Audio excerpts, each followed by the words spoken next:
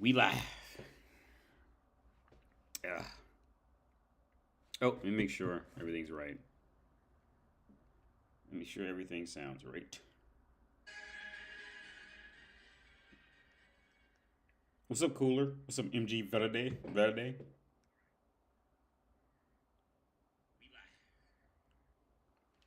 Yeah, so it looks like everything's at least functional. So here, we got two videos. I don't think I'm gonna do both of these in entirety because that's like 20 minutes and this is 25 minutes. Who knows? I may get a burst of energy and say, fuck it, let's hit it. Or I might just be like, I'm cool. Go off. Oh man. So I hope everybody's doing all right. What's up, Flick? I hope everybody's doing all right. Ah, I was teaching. I was working with my Ukrainian guy today. He's like 3 years older than me, and he's working at the corporate bank. And he came in. He said, "Oh man, like I just got a new job, and I'm going to another bank, but I still want to use all the hours that we paid for. So we probably gonna be, you probably will see a lot more of me before I leave. He's leaving in like 2 months." It was like okay, cool. And so after that, we got on the topic of the whole because he's Ukrainian, and we got on the whole topic of like Russia and Russia. He was telling me shit that I just found out for the first time today. I'm late to this, but he was going on for like the whole hour, and I literally like didn't get many words in at all. and and he was saying like after Trump said what he said, like support for Ukraine went down by like half or something like that. I don't know how true it is. I didn't see it. But he said like support for Ukraine like halved after Trump said that on the interview. And then he was going on telling me about how Russia is with the countries around it and how like Russia like pretty much tries to take over all the other countries in like secret ways. And to be fair, like I don't think this is just Russia who specifically does it. I think it's just in the nature of every country wants to anything that becomes more powerful than the other is just going to do that. But he's because he's Ukrainian and what's going on now, he's more sensitive. But he was saying like even throughout. Now I never even gave this any thought. He was saying throughout history, what Russia. He said even when it came to like going to space and all that, that Russia will just always broadcast it on the news that a Soviet did it, which would like almost infer that they were Russian when in fact many times like many things were not Russian at all. But like he was saying that Russia will just like if it was a person from that Soviet area, they'll just always say a Soviet did it because his point. I think he was trying to say it was inferring that Soviet would automatically mean a Russian did it when in fact like many things that would come out that are thought to be Russian are actually not even Russian at all. But Russia just kind of like takes the credit for it because of that because of the word trickery and the inferring of what a certain sentence would mean kind of thing. And let's be real, America does the same shit. I'm not like America doesn't. It is what it is. But he was going on for like an hour, and like I said, I barely said two words the whole time. He was going, yeah, he was because his English ain't all the way there yet. But his English isn't like fluent, but he can definitely tell me his point on various different topics, right? Every now and then he has to ask me what a word means or something like that, or what a word is, and I gotta tell him. But after that, he just goes on for like the hour.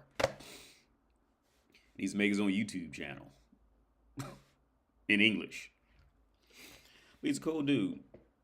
Cool dude. And you know the funny part is? Funny part is I was just hanging out with a Russian friend of mine 2 days ago. We were in here playing. If you watching, I sent you the picture while we was in here. We was in here playing. He was in here playing God of War on the TV over there on the PlayStation. And so like I kind of want them to hang out, but I don't know if they would like go together well because he's younger. The Russian friend of mine, he's younger. He's like I didn't know he was. He said he's 25. I didn't know he was 25. I thought he was like 28, 29, something like that. But it doesn't matter. But so it'd be weird because like I'll talk to him because we went out after we played God of War and we just like talked for a minute. He wanted to go get some food, so we went out and got Popeyes chicken. Right now, this sounds like a fucking joke. This sounds like a bad joke. And an African American and a Russian in the middle of Europe goes out to go eat Popeye's chicken. If you're American, you know how ridiculous that shit sounds. But we did.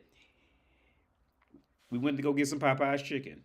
Me and a Russian went in Czech Republic to eat Popeye's chicken. And to be fair, because I wanted to try, because Popeyes has just moved here, and I have to tell people here, like I don't, because like outside the U.S., people don't they get like see this is the confusing part. This is the really awkward part about being an American in the world, right? Is being an American is the most is it has to be one of the most awkward situations. I would say being American, and I would say African would be next, right? Being an American or being an African, those two, and I would venture off to say even Russian. I would say those three have to be the most awkward because everybody thinks they know your culture because they seen it on TV and they seen it in the movie. Everybody thinks they know.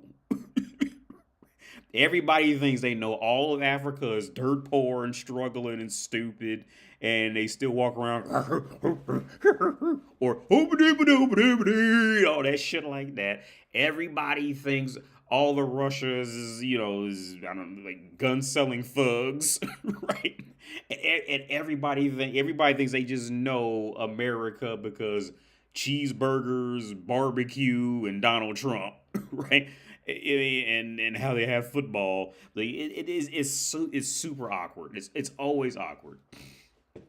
I can only speak on my side as an American because the whole world gets our media, right?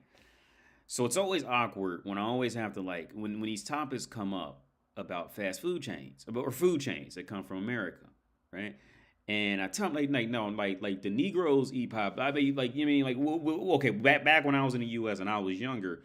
The blacks ate Popeyes. Whites didn't. I mean, you would see a white person here or there eat in or something like that. Maybe if you was in a certain area, a certain part of town, you have more whites. But Popeyes was mostly like a black chain, at least when I was a kid, and it came to Ohio, right? So when we go, like, it was funny when we went to Popeyes, right? Because first off, I still have not met a Czech person or anybody who can say the word Popeye correctly from the spelling. They call it like Popeyes or some shit like that. I was like, what? Are you saying Popeyes? Yeah, Popeyes. First off, so I said, Popeye was a sailor man and he was chasing this ugly bitch named Olive Oil, right? And then so my spouse, she goes, oh yeah, we called him Peeper Neck or some shit like that. I said, no, his name is not Peeper. That motherfucker's name is Popeyes, and he eats spinach from a fucking can to save the world. All right, his name is not Pia Peck. Motherfucker's name is Popeye. Anyway, we go into Popeyes. I go into Popeyes with my Russian friend in the middle of Europe, right? To try it. I wanted to try it to see, because how I remember Popeyes as a kid, it was the chicken would always be so tough you almost had to like rip it apart. It wasn't moist or anything. It had spices in the skin, in the crust, but it wasn't like, from what I remember as a kid, it was always like tough. You had to rip it off like a dog, right? So, and I wasn't even hungry. So I got the chicken strips, and he got a chicken sandwich. And to be honest with you, I was genuinely impressed. I was impressed at the quality of Popeyes. I thought it was juicy. It was soft. It was delicious. I'm gonna take my spouse, because I wanted to go with my spouse first, but me and him was just hanging out. So it was like, okay, let's just go to Popeyes. But I really wanted to take my spouse. I wanted to try it for the first time with her to see how it tastes. Because that's the other weird part. Like, many foods like are completely different out the US and in worse ways. Like for example, just a quick side note, Philadelphia cream cheese. Philadelphia cream cheese in America is its own thing. I tried Philadelphia cream cheese here and it tastes like plastic. I don't know what happened in the ingredients list, but the Philadelphia cream cheese in Czech Republic is awful. It's terrible. You just throw that shit in the trash. It literally tastes like I picked up one of my son's toys and sprinkled salt on it and ate it. It tastes like plastic. Um, but anyway, back to Popeyes. Yeah, back to that night. So we went to eat at Popeyes, and even though I am conscious that we're in the heart of Europe, so it's mostly white people, it was still weird. It was still extremely weird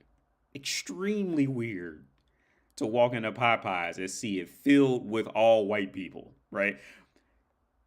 It reminded me of that episode of the Boondocks. Was it the Boondocks where they introduced white people to fried chicken and they all started getting fat because they was eating fried chicken. It was like it felt like I was walking into a Twilight Zone episode. Like I'm walking around Popeyes, it's clean. It's all white. Like not the people, but like the floors and shit. It's all white and it's all white people. Like it's packed with white people eating fried chicken. I'm like, this is not right.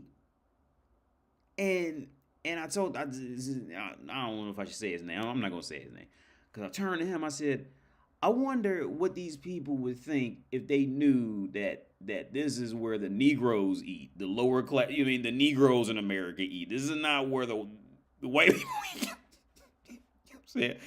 Like, I would guarantee these people don't know that they shouldn't be doing this. Right? I'm not saying they shouldn't eat delicious chicken, because hey, look, if you think watermelon is delicious, eat it.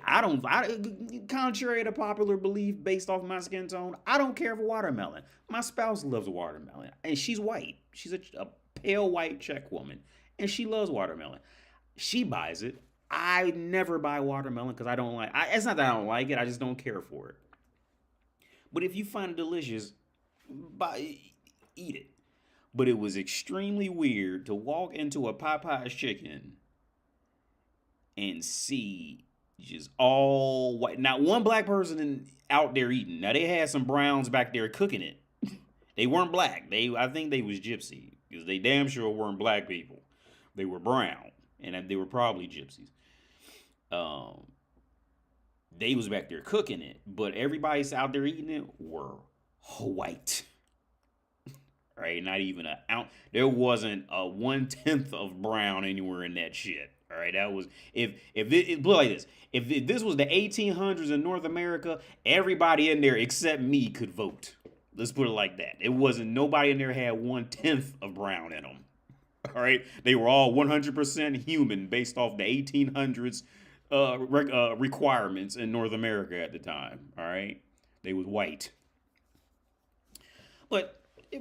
Back to the quality, it was good. I would recommend. I would go back if I want to spend $5 on three chicken strips. I would go back, which I'm not going to do because that's just too expensive. But if I happen to be out and there's a Popeyes chicken, right, and I'm like, I got a taste for some well cooked, well fried cooked chicken, I would say yes. Popeyes makes the cut.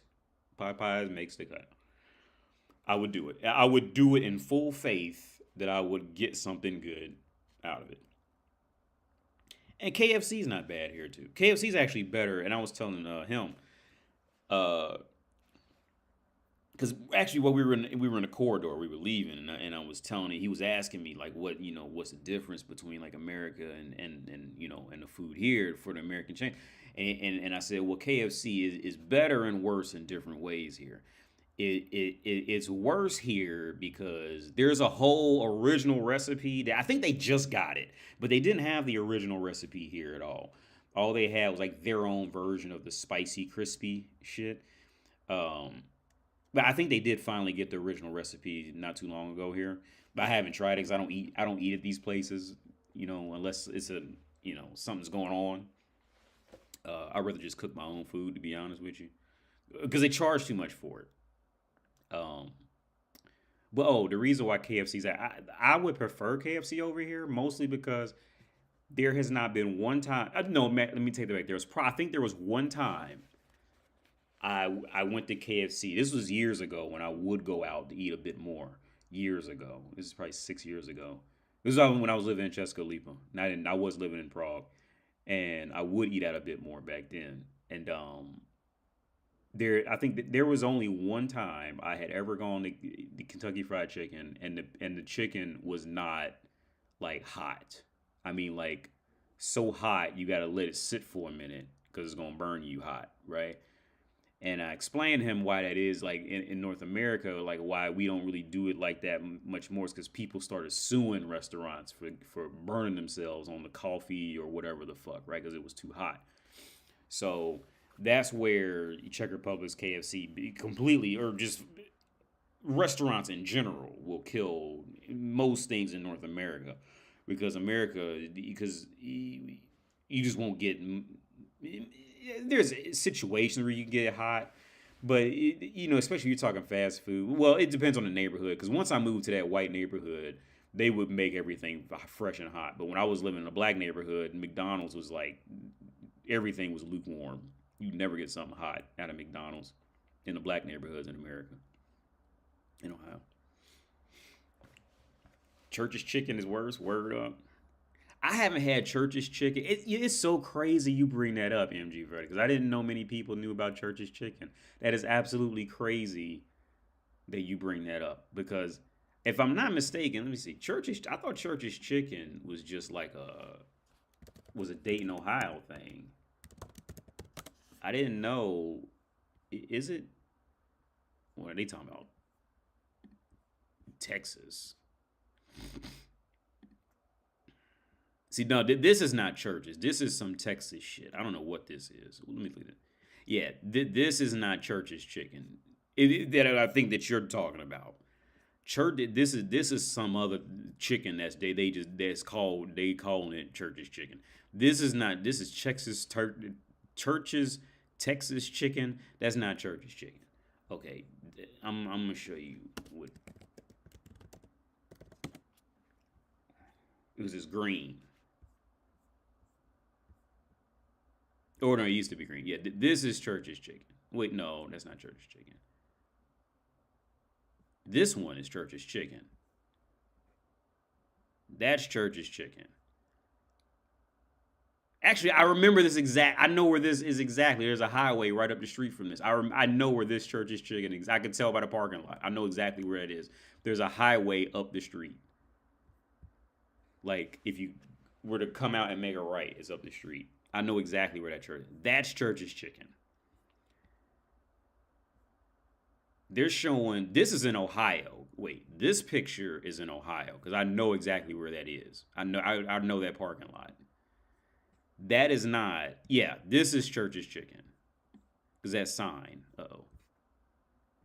that is a Church's Chicken. Is that the same one you talking about, MG Verdi? Oh, they changed it. Okay, I'm out of touch then. I'm out of touch. Oh no. Oh, that's Church's. They changed their slogan to become Texas Chicken. They're all over. Okay. So I'm not out of touch then. I'm out of touch. I'm completely out of touch. Okay. They still have their old store display, but they're now called Church's Texas Chicken. Okay. Well, they came up then. I'm glad. I'm happy for them for coming up. Because the condition that Church's was at when I was living in Dayton, Ohio, they was looking like they was about on their way out. Because Church's, I'm going to say they used to be in Cincinnati when I was small. But the condition that Church's Chicken was in when I was living in Dayton, Ohio, it was only two of them that I could remember in Dayton, Ohio. And it was in rough neighborhoods. It wasn't anything like, they didn't look like they was getting ready to grow.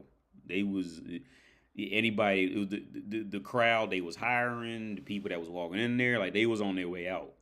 I remember I would just drive to the other side of town to get some chicken and then be out. Or I know somebody who was working in there. I remember one, his name was Calvin. He was working in there. He used to hook us up with free chicken. His name was Calvin. He was tall. Went to school, went to college with him. He was working there. That was a sad story too, man. Nobody's gonna be able to find Calvin. But I remember, cause I remember Calvin. Calvin was going to college. I didn't know how long Calvin had been in college, right? But it all came together. I remember this was like a rough thing, man. I'm putting his business on the street too, but Calvin is a common name, so you never find him. So back then, I was doing my first degree that was in biotech, but I was always friends with everybody in the music department because I would always go down there and play piano. I used to play piano a lot. I don't play it anymore because that's the one instrument that once you stop playing it, like I've heard this and it is true. That's the one instrument that is like once you stop playing it, you don't forget it, but it's real hard to get back to the level you were before if you stay away from it for too long. And I stayed away from it for too long, so now I can just make basic chord shapes and this type of thing, right? Anyway, I was friends with everybody in the music department. So, and it was a really weird time where like it was a million people that was in the music department, and everybody knew each other, and we all were friends in some kind of way. We all knew where each other's house was at, where a party was going to be. It was a really weird situation. You almost kind of just had to be there, kind of thing, right? And I remember one time we was riding in the car. Calvin was in the car. He was in the back seat with us. We were young and poor. We had no money. We were all packed to a fucking Ford Escort or something like that. And Calvin somebody gave Calvin a letter. I guess he was getting his mail at somebody else's house, and he opened the letter while we was in the car, and he read the letter out loud for some reason, and he had got kicked out of school. He had been in school for too long, if you stay in school for too long and you don't graduate, they'll eventually kick you out. Now you can't appeal to come back in, but they kick you out. Like you can't just stay in school forever, right? You can't just keep changing your majors, every semester kind of thing. So I had no idea how long Calvin was even in school at that point. So he had to have been in there for 2 years before I met him, kind of thing, if he was getting kicked out that quick. I remember because he just kind of looked around and he got teary-eyed and and we just kind of moved on to another topic. But yeah, that was rough, man. But no, Calvin, he was giving us free chicken. He was working at Church's Chicken. Oh, so back to the night with Popeyes chicken. What's up, Tachyon? Church's slick ass changed their slogan during the pandemic, but still have shit chicken. One of my friends had a seizure from it. What? I didn't know you get sick from it. Had a seizure from Church's. The motherfuckers probably mixed some drugs in there. It was in the hood over there on that west side of Dayton. Was it west side? No, east side. On the east side of Dayton. Wait, hang on. What's that though? Hang on. No, that was the west side. That was the west side of Dayton. Yeah, I remember correctly. Yeah, because I-75 was going that way, and I would have to go. Yeah, that was because the east side was the east side of Dayton had the poor whites, and the west side had the poor blacks. That's how you can always tell. And I'm not just being being racist about it. That's what it was. If it was a poor white woman, you knew she was on the east side of Dayton, most cases, right? And it was a poor black woman or a poor black dude, it was a pretty high chance they were on the west side of Dayton, right? They literally segregated the poverty by I-75, right? That's how Ohio generally kind of was, right? If I remember correctly. But no, they were definitely separated on the two sides of I-75. But yeah. What's up, Dakion? But yeah, so back to going out with the Russian friend to eat fried chicken. So we end up going to this because I just really had a taste for whiskey some type of, because I don't drink anymore, man. I just Like my body just can't take that shit, man. Like at all. My body just is like fuck alcohol. But I had a taste for whiskey. So we was walking down. We was walking in the center of Prague, and I just seen this restaurant. I said, "Okay, let's go here. I'll just pay for you, man. Don't worry about it." And we go in, and it's like it's a westerner. It's a westerner. Not even a bar. It's like a westerner restaurant, right? The way you could tell is that there's an extra sense of caring in all the furniture and how everything's hung up on the walls. There's a special attention to detail of just how the place is put together. That's usually how you can tell it's a Westerner restaurant, right? And the price is probably gonna be about double, right? You can immediately tell by. And so when we go in there, it's just all old white people from either the UK or Ireland, and it was they all had the accents like, and so everybody in there could understand exactly what I was saying, right? Uh, it was literally just all old British, Scottish, Irish people. Like when I say older, like definitely over the age definitely over the age of 70. Like no question about it. There was nobody even 60 in this motherfucker. Like I'm talking like none of these motherfuckers were showing up to work the next morning old kind of thing, right? Like that in that department. Right? And um uh so we got to talking about Ukraine and Russia. And he was telling me, I remember because I'm drinking the whiskeys. He don't drink that much, but I will. And then he was telling me about the history of like Russia, Ukraine. He goes, yeah, Ukraine, they say they want this, but they don't want it, blah, blah, blah, this and that. And then he goes, yeah, and then Crimea. He goes, yeah, we just went down there and took that shit.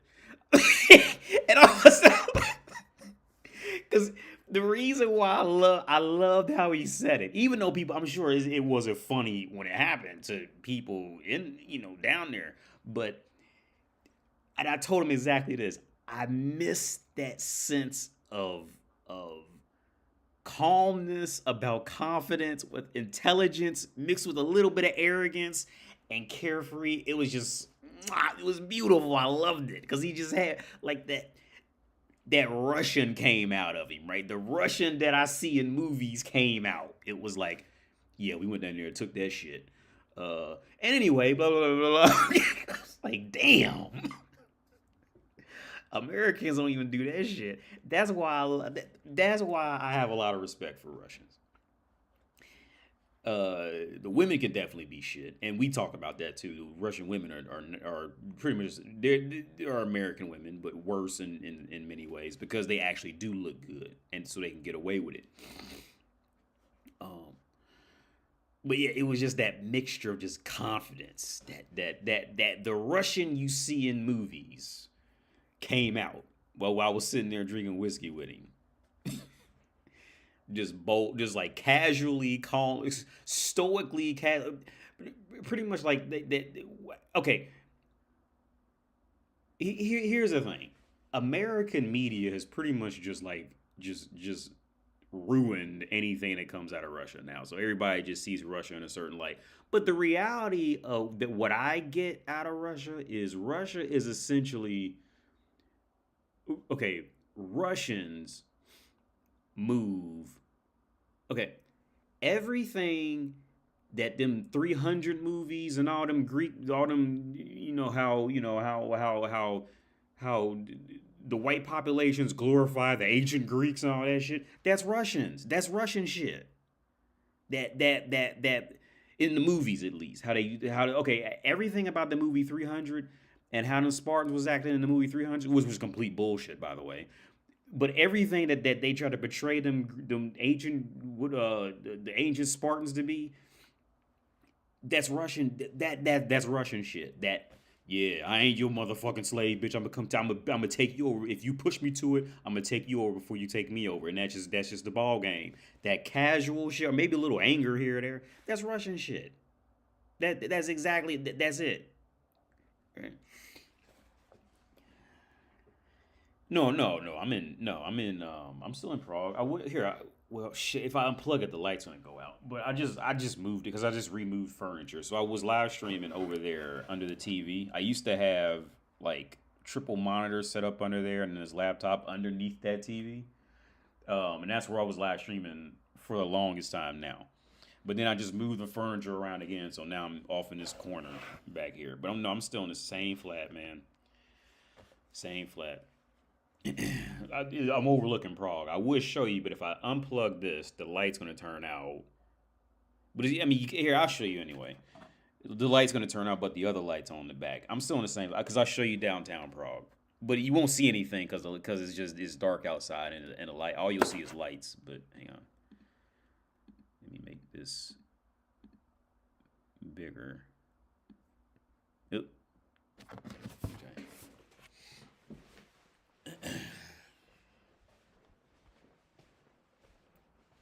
So that's downtown Prague. But like I said, it's just all lights. You can't see anything.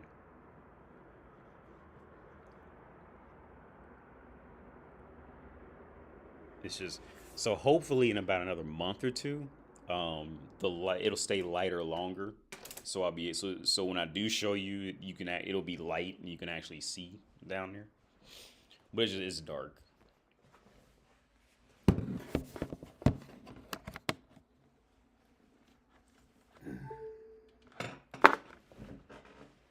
But yeah, no, still in Prague, man. Same flat. Still in Prague. Oh, let me move this back. Still in Prague. I'm actually tired of Prague. I'm really tired of being here. But yeah, I did see this. I was sent this. Women don't want you. Kendra G cancel after she explodes on a guest. Okay. I tell you, let's just skip to what she said. Driving when I get to you. All right, let's. Hello? How you doing? Hi, what's your name, sir? I'm Papa Dan.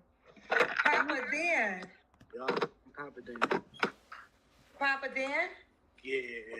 It's my company, my business, Papa? But yeah. Yeah, Say so what, I've been sir? on your show before. Yeah, I've been on your show before, like back in 2022 when you had first got 3 years ago. Yeah, a little minute ago. Yeah, so that was back when I was in Florida. I live in St. Louis now, so we've grown so much. We got the Kendra Cam, we got a dating app. So you want to do it again? I'm here to try again. Different city, new people, you know what I mean? So let's go for it. Let's go for it. What's your name, sir? You said Pop. So what am I going to call you? You can call me Daniel, Papa Dan. That's Daniel. No. Daniel, and you're in St. Louis now? St. Louis now. How old are you? 33, going on 34. Okay, and what's your zodiac sign? I'm a Pisces, March 5th, baby. Okay. Do you have any kids? I have a son. How old is your son? He's going to be 2. He's another Pisces, just like his daddy. Why are you not with the mama? He's March 10th. Why are you not with the mama? You had a baby since you've been on my show, too. Yeah. Another person trying to run the system, trying to take advantage, you know. She do?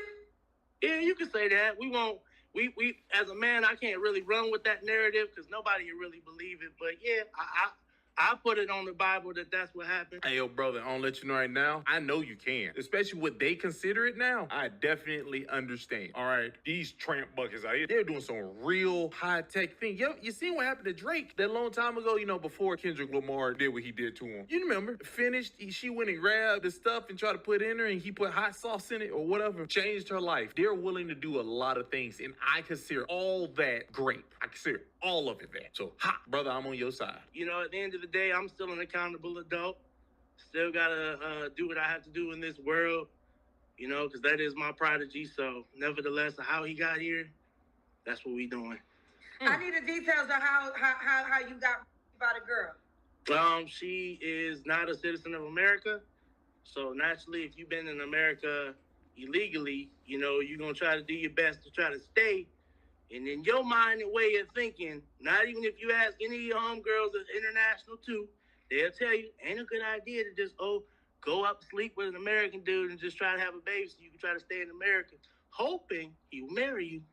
That's what they be hoping they gonna marry you. No, they ain't gonna get God, ain't gonna get Papa Dan. No, won't gonna get me. Papa Dan. So Whoa. I wanted you to explain your side.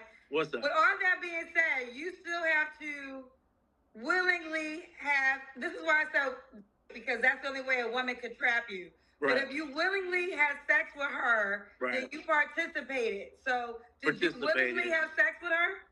I mean, she got me. I used to make wine back then, so like I said, on the level of accountability, see Bill Cosby used to gave you a pill.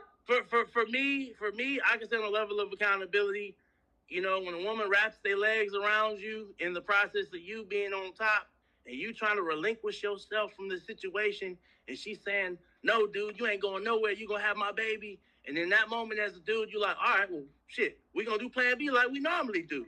And then she looked at me like, "No, we ain't doing that neither." So, you know, I was like... Okay, so again, so she's letting you know all this in the act, and you still went through with it. So Kendra, he didn't go through what he said. See, like, I could tell where that was headed.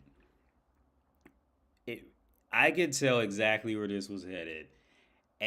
When Kendra said the whole, well, you chose to go through with it, blah, blah, blah, blah, blah. I can tell that's where, here's the thing. Every woman's core, every single woman on earth, her core is to try to weed out and figure out which guy she can latch onto to better her life, right? Every woman has that at her core programming.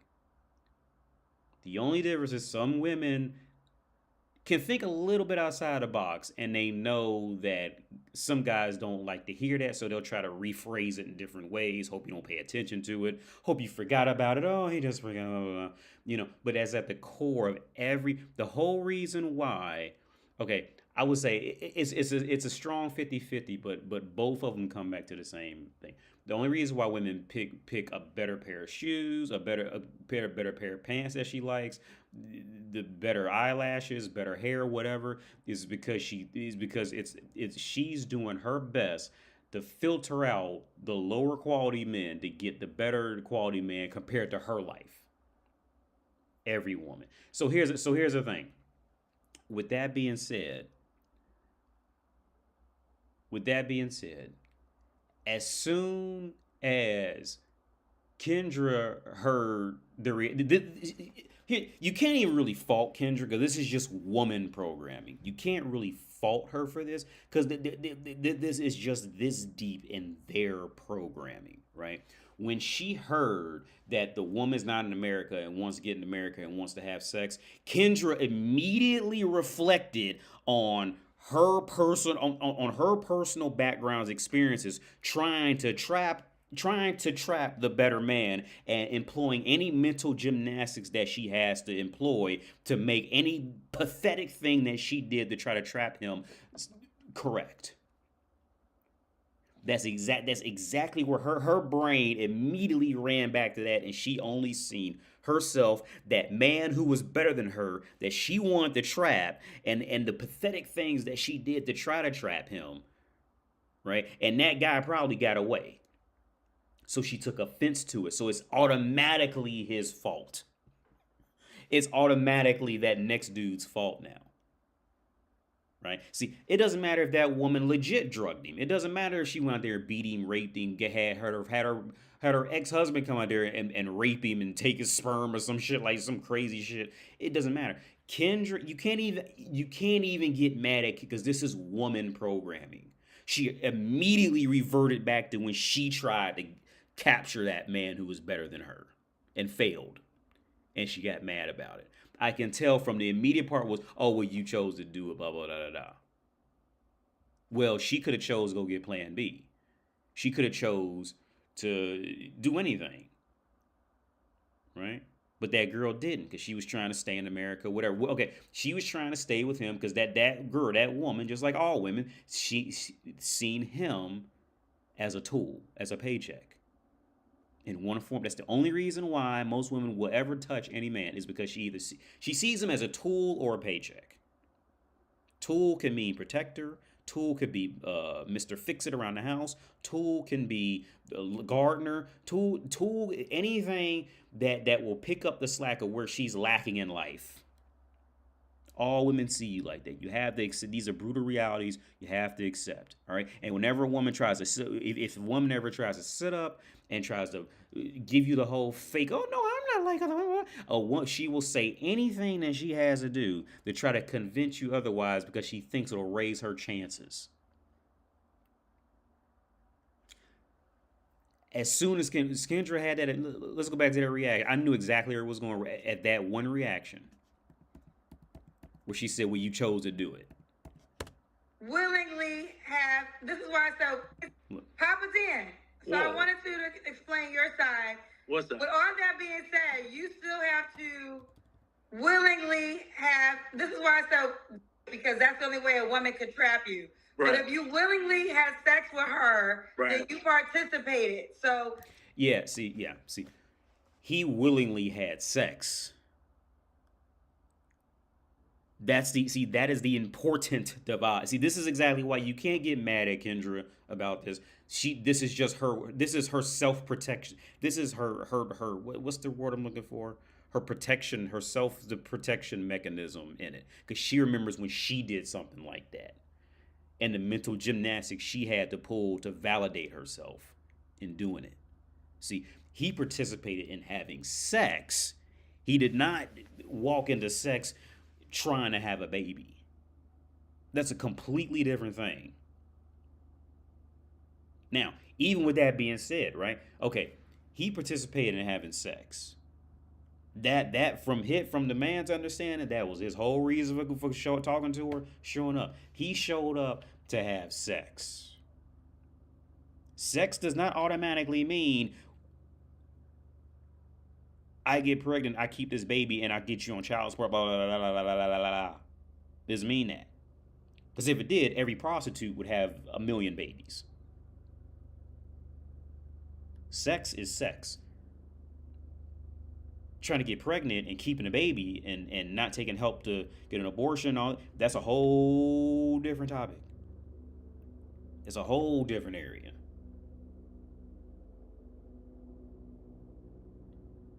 See, that's a completely different. Again, you can't get mad at women because this is in woman's, but it's in her biological programming to do this. Now, here's the thing. Just entertain. I haven't even made it to the next part of this conversation in the video because I already know where this is headed. Right? Let's flip it. Let's say all of it was flipped. Not all of it, but let's say the financial part of it was flipped. Let's say it was Oprah Winfrey who jumped on him and tried to trap him with a baby. It didn't want. We already know that's not gonna happen because Oprah ain't trying to take care of no man. Right? See, it's always gonna be the poor woman who's gonna try this shit. The poor woman. It's always the poor women who. See, how come Oprah Winfrey's never been raped? Have you ever thought about that? Why is it Oprah Winfrey's never been raped when she's become a billionaire? Oprah's never been raped. Charlize Theron hasn't been raped. As she sits after she became Charlize Theron and has all this money. It never goes that way. Have you ever really think about the dynamics between men and women? The Queen of England's never been raped after she became the Queen of England. Oprah Winfrey's never been raped. Angelina Jolie's not getting raped. Once these women become in these higher financial positions, they never get raped. Right? It's always the poor woman who gets raped by the rich guy. It's always that direction, right? Right? Because the reason why I'm thinking about rape is because I remember I just seen something somewhere. Oh, this is what it was. It was Elon Musk standing next to Conor McGregor, whoever that MMA fighter dude. I think he's like Irish or Scottish or something like that. His name Conor McGregor? I don't know his name, but he's an MMA. I know his last name is McGregor. And somebody wrote Elon Musk standing next to the rapist, Conor McGregor, whatever his name is, right? Like, the sex game is just so fucked up, mostly because women, at the reason why the sex game and these situations is so extremely fucked up is because because the entire world keeps making the mistake at constantly trying to pretend that men and women are operating on the same laws, the same rules, and the same logic. I've said a long time ago, what would fix all this is if we finally look at it straight ahead and say, look, men need that we need our own set of laws and our law books, and women need their own law book. Because see, right now, most, if not all, laws are made against men. They're not made against women. Most, if not all, are made punishable laws are made against men. Women know this, and they don't care because they're winning. They'll just play innocent or something like that and get away with 70% of everything they do because they're a girl. But I think that would fix a lot of this problem. I think that would fix the majority of it. Stop pretending that we're all equal and all this. Everybody keeps trying to walk around and pretend we're equal. We're not. Not exactly equal. We're equal in different ways, but we're not exactly equal in the sense of my punishment should be the same as your punishment kind of thing. We're talking about men and women.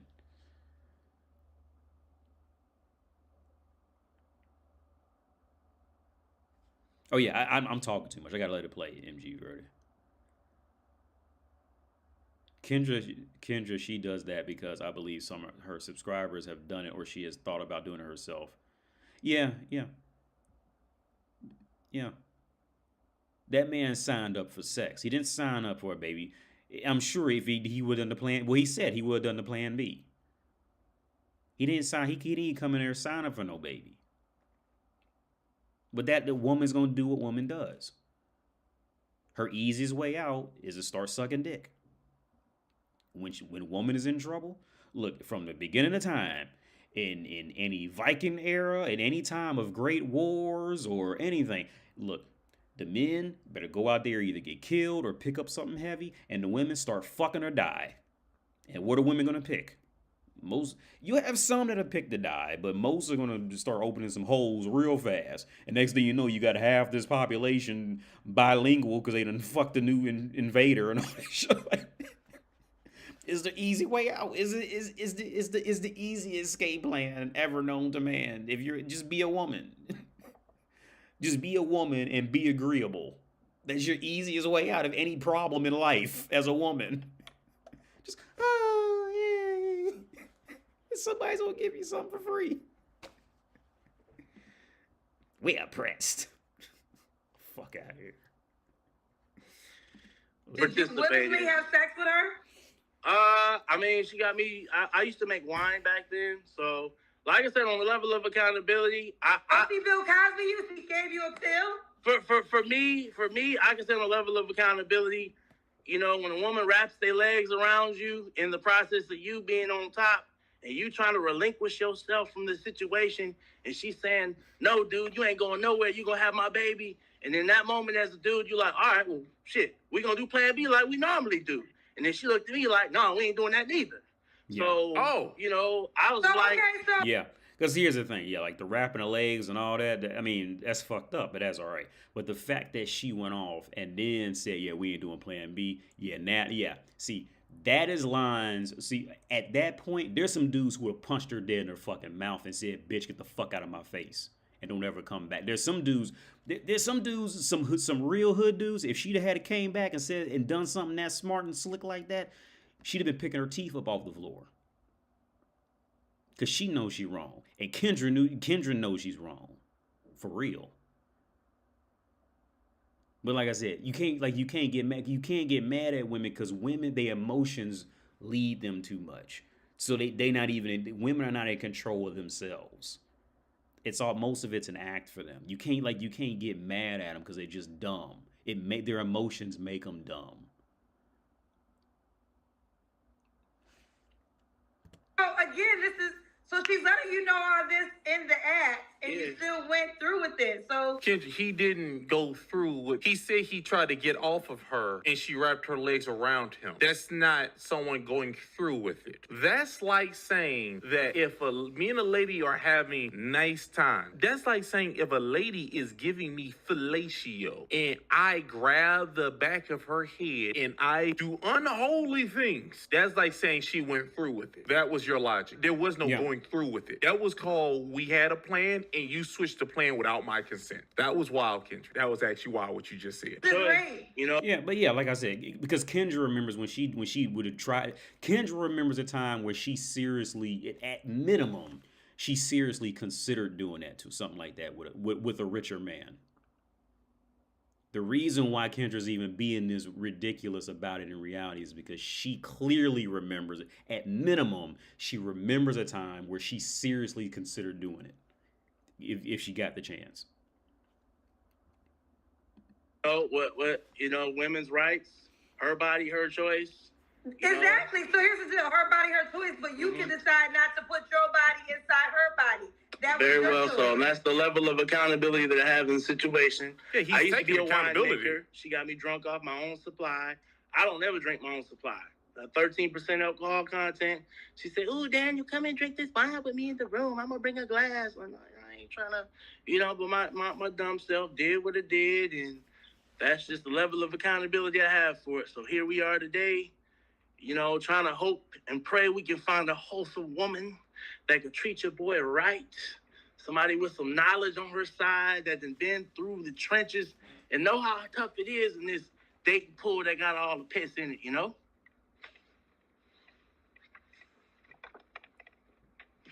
all a work in progress out here,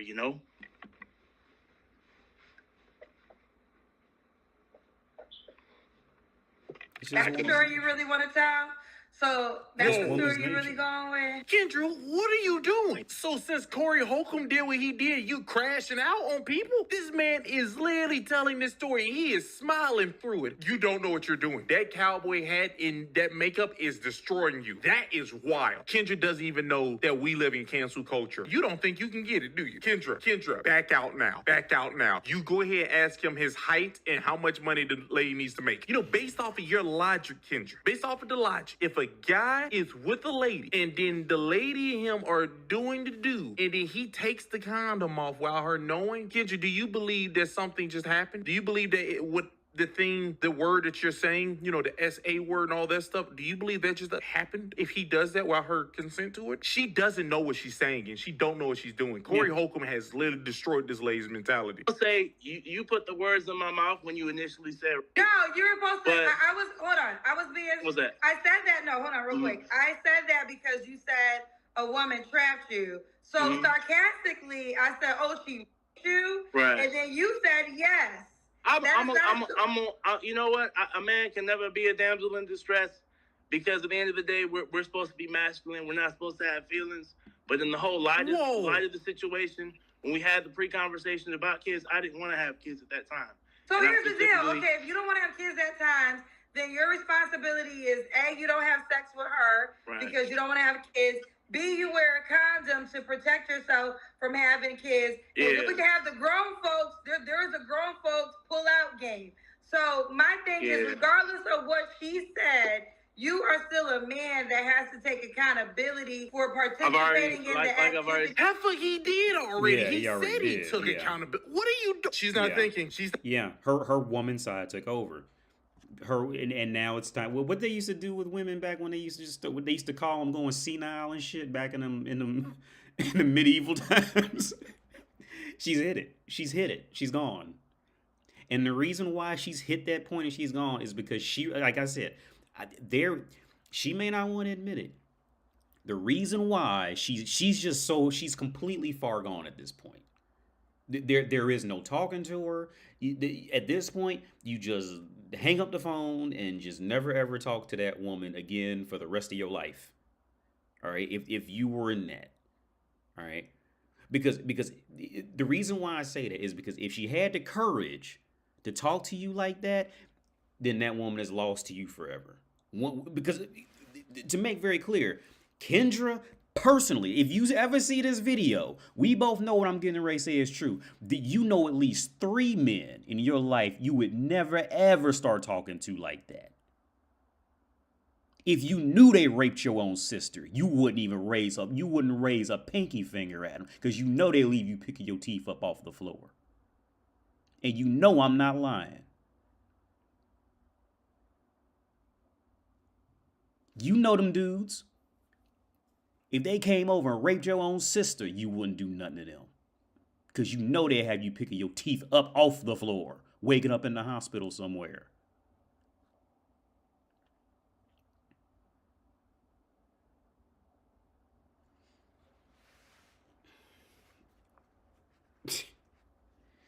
You can't get mad at women. Okay. But by the time a woman has gotten to this point where she feels this comfortable in making logic that makes no fucking sense and talking over you like that, okay, that woman is officially dead to you because you will never get her back. She will always, because Kendra now knows that she has a certain level of comfort to talk like that to him. So to that, I'm not saying anything bad about him, but whatever the fuck happened at this point, no, Kendra's dead to you, bro. Don't ever talk to her again. Delete her number. Block her on everything. She doesn't exist anymore. Because once you lose a woman, however it happened, it doesn't matter how it happened. Okay, the only way you can fix that is if she started doing that. Because I've watched this happen. The only way you fix that, right? I didn't come from the hood, but I was always around the hood in some kind of way because the rest of my family's from the hood. I've watched this happen. The only way you fix that, you have to slap the shit out of her the second she starts getting loud. Ask Corey Holcomb. Ask Corey. Play what I just said in front of Corey, and he'd be like, "Yep." That's the only way you fix that. In that time, okay, there's other ways, but it has to come out in a form. At this point, she has hit complete child mode, right? Where when children hit this, the only way you fix it and maintain respect is you have to put the fear of God in them. You have, if you can't get that fear of God put in Kendra, then or a Kendra-esque woman in this scenario, she's gone forever. Forever. She's done. It's over. The only way you can fix that, like I said, and I've seen it happen. You have to slap them dead in their fucking mouth. That's the only way. It's the only way. It's like children. They're children mixed with dogs. Like a dog. Okay, perfect example. Me and my ex-wife, right? Kendra is the dog in this situation, right? Me and my ex-wife, she would always give the dog a bunch of treats because she thought the dog liked her. I said that dog don't like you. The dog likes the treats you give it. That dog don't like you. And she thought her and the dog was friends because the dog started up being scared of me and not wanting to sit next to me and all this shit. And I ain't even do nothing, right? So one time, I was sitting at the kitchen table and she was in there cooking something. She was cooking chicken. That's what it was. And the dog was next to her in the kitchen, right? And she fucked around and dropped a piece of chicken on the floor. Raw meat on the floor, right? And she went down to pick up the raw meat and the dog went and jumped at her, right? And instinctually, I got up and I slapped the shit out that mother. It was a greyhound, and I slapped the shit out that motherfucker. I went whap, and the dog's head hit the door. He fell down. And he was looking at the side eye. Like, I said, and I picked up the meat. I said, "Here, take the fucking meat. Take it out of my hand. Because you're gonna bark at her hand like that. Take it out of my hand, right?" And then I just let the dog go after that. And if she came, she's like, "Oh, Wendell, I was just so scared. I didn't know what to do." I said, "Because the dog don't like you." Right? Now, Kendra is the dog in that situation. See? And the dude, he happened to fall in the position of my ex-wife, right? See? Kendra got gangster, right? Like a dog. As soon as that dog gets gangster, the only way you can maintain any kind of respect or balance, you got to go in there and slap the shit out that mother. I mean, you got to lay into him, right? Don't worry about getting bit. Just you got to go in there full steam, just set, uh, to set a fucking awareness of the reality of positions in the house, right? That's it. Kendra is the dog that end up getting the meat, and now she's 45 and can't keep no man, and wonder why. And wonder why she can't keep no man. Kendra is the example of the dog who was given the meat and was never put in check, like a child.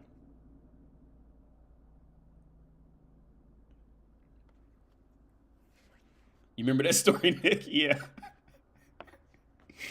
Yeah, because I just instinctually just jumped. I didn't even think about it. I was doing something at the kitchen table. Maybe it was on an iPad or something.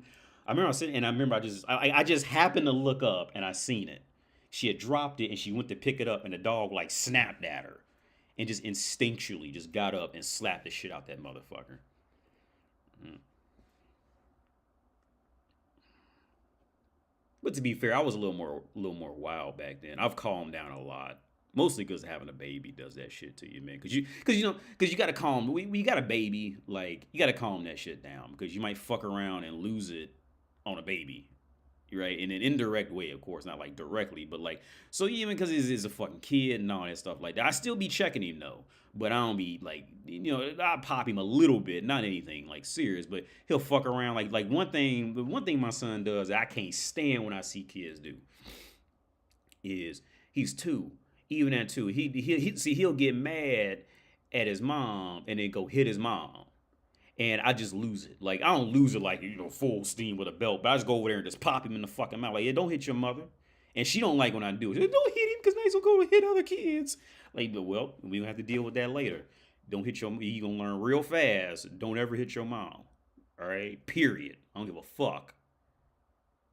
I don't give a fuck if Barack, Hitler, the KKK, the FBI, the KGB, all these motherfuckers were standing here watching me. I would check that motherfucker. I remember we was at the zoo when he started doing that shit. We went to the zoo. He was like 1.5 and he could walk. And he could call some causing a scene and went crazy and kind of slapped her, right? And we was like in this, it was like a pavilion kind of area. And we was like literally like in the middle on stage. And I got down on one knee and held him and just stared at him for like a minute, which is like 4 years when you're a fucking 2-year-old, right? Like, and just stared at him with just stared at him. I ain't hit him or nothing, right? And everybody seen the shit. Like nobody, you couldn't miss it. But that's one thing I like. I would never let him get away with that. Never. Because he don't hit me. He only does that to her. He get mad. He get too comfortable with her. Because women be thinking motherfucker. Women think everybody just like them and all that shit. It ain't about liking you.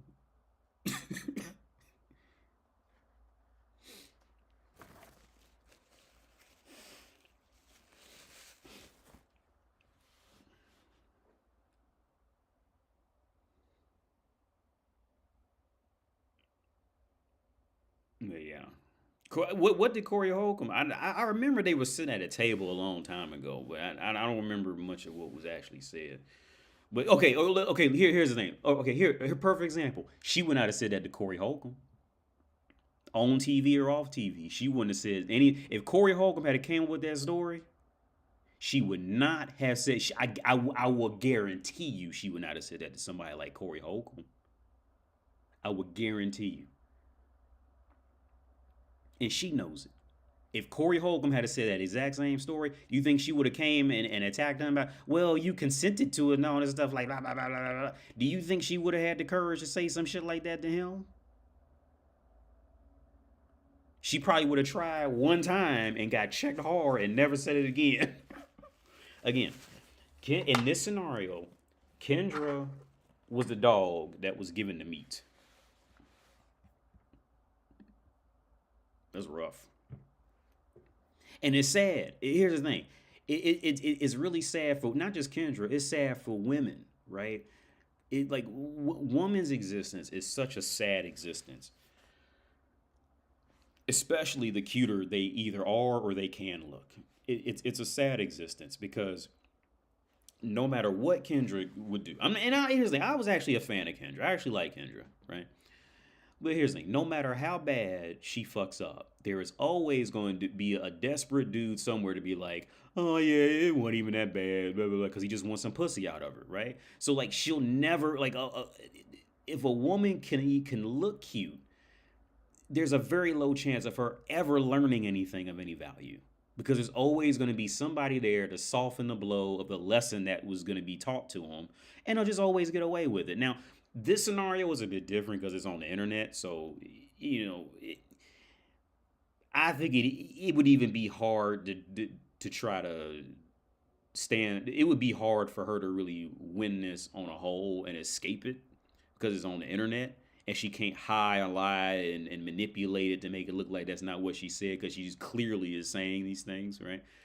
But believe me, there is still a dude somewhere who is desperate for pussy and will go, "Here's some chicken. Here's some meat. They took that meat from you. Here's the meat," and she'll never learn. See, men learn. Because ain't no woman coming around to pick up a man. Unless he's like, okay, when I say pick up a man, ain't no woman coming around to pick up a man once he's lost his social status and all that shit like that. Ain't no woman, well, you can always find a woman somewhere, but it's nowhere near the same amounts as women do. Fathers are so important to raising a child. A mother will give awful advice to her son based off some bias or rational conclusion that makes the mother feel good about her bad choice. Yeah. Corey Holcomb basically made a joke about some of the Chicopee acting on her show. She got offended. She brought up the time where they appeared across the table from each other and that he flirted with her. Said she could never get it. Holcomb then basically said he didn't want her ass anyway. Oh, Chica's okay.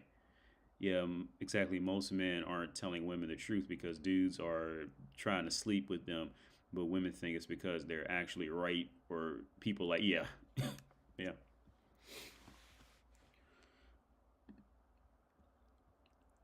Yeah.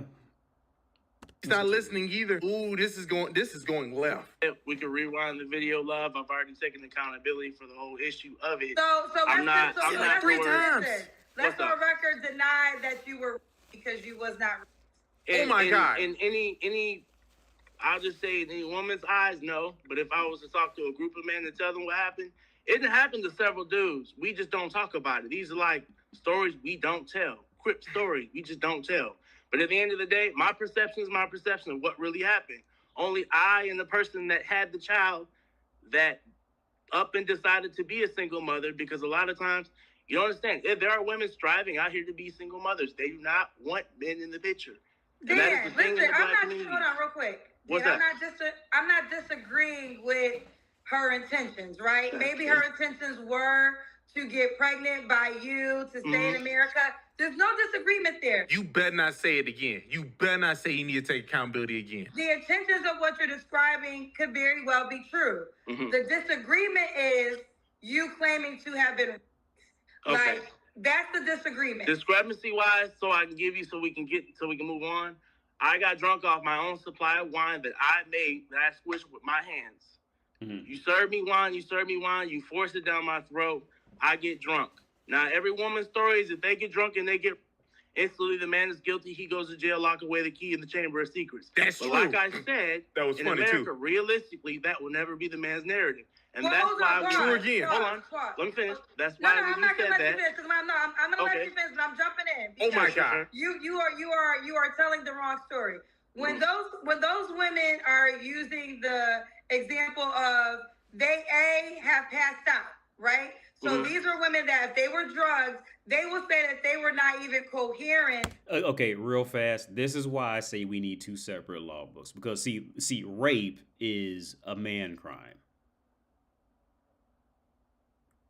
Rape I would say for the vast majority of the definition of rape, that is directed towards men. Women can't rape. Right? This is again why I think there needs to be two separate federal law books. County, state, whatever the fuck you want to call it. We need two law books for men and for women. In the act of sex, they cannot. I'm telling you, that's not true. Both of those are true. Well, he said if a lady is actually under the influence and she sleeps with a guy and she did not actually consent to it because she was under the influence, I mean there is no consent, he can still get in trouble. What you're saying is partially true. The other side, which he said is still true. Kendra, you don't know what you're doing. Are you just trying to win an argument about a guy who's technically smiling through being traumatized? Whoa! That I wasn't coherent. No, you are coherent because you told me exactly what happened. You told me she was on top of you. You told me that. I told you I was on top of her. She put her legs around me. Either way, you are telling me exactly what happened in the sexual activity. So you were not. You were trying to win an argument about this. You can't use that as an example. And conscious throw the whole woman away. Just you don't remember nothing, and then that will still be hard because then it'll be like, how did you have an erection? But long story short, you cannot compare yourself to women who have been drugged because these women don't remember anything. You can recite quote unquote, Kendra don't remember anything. Anybody can wake up from consciousness during the act of something and completely fall back asleep. And when you go to court, like I said, it's her word against mine. Like I said, Kendra, the end of the he's correct, and you're just Kendra, this is so bad. This is so bad. I'm not here to stir no pot. I'm not on here to stir the yah sisterhood, traveling pants club. We ain't here to do none of that. We just here to see if there's any honest women out here that can understand their brother's situation, because there's a lot of other brothers have been through the same thing I have. And I could be a bitter baby daddy, and I could be bashing her all over the world like most men would, but I don't have time to do that. I'm a progressive male.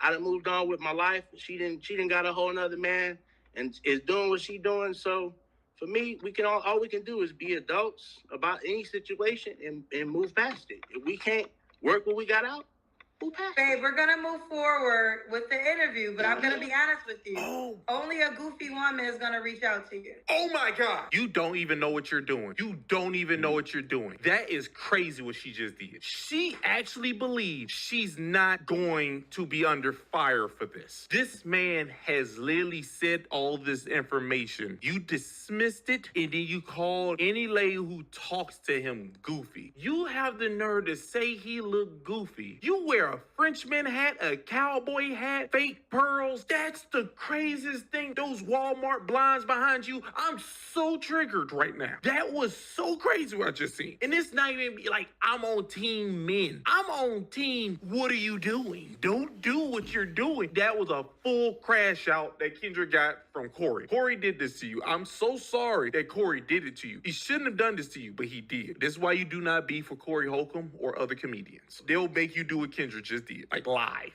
So when you were talking about, you got to understand that type of woman is going to hit you up. Any woman with any sense is going to look at what you're saying about your ex and the child's mother and try to consider that as like, what the hell are you talking about?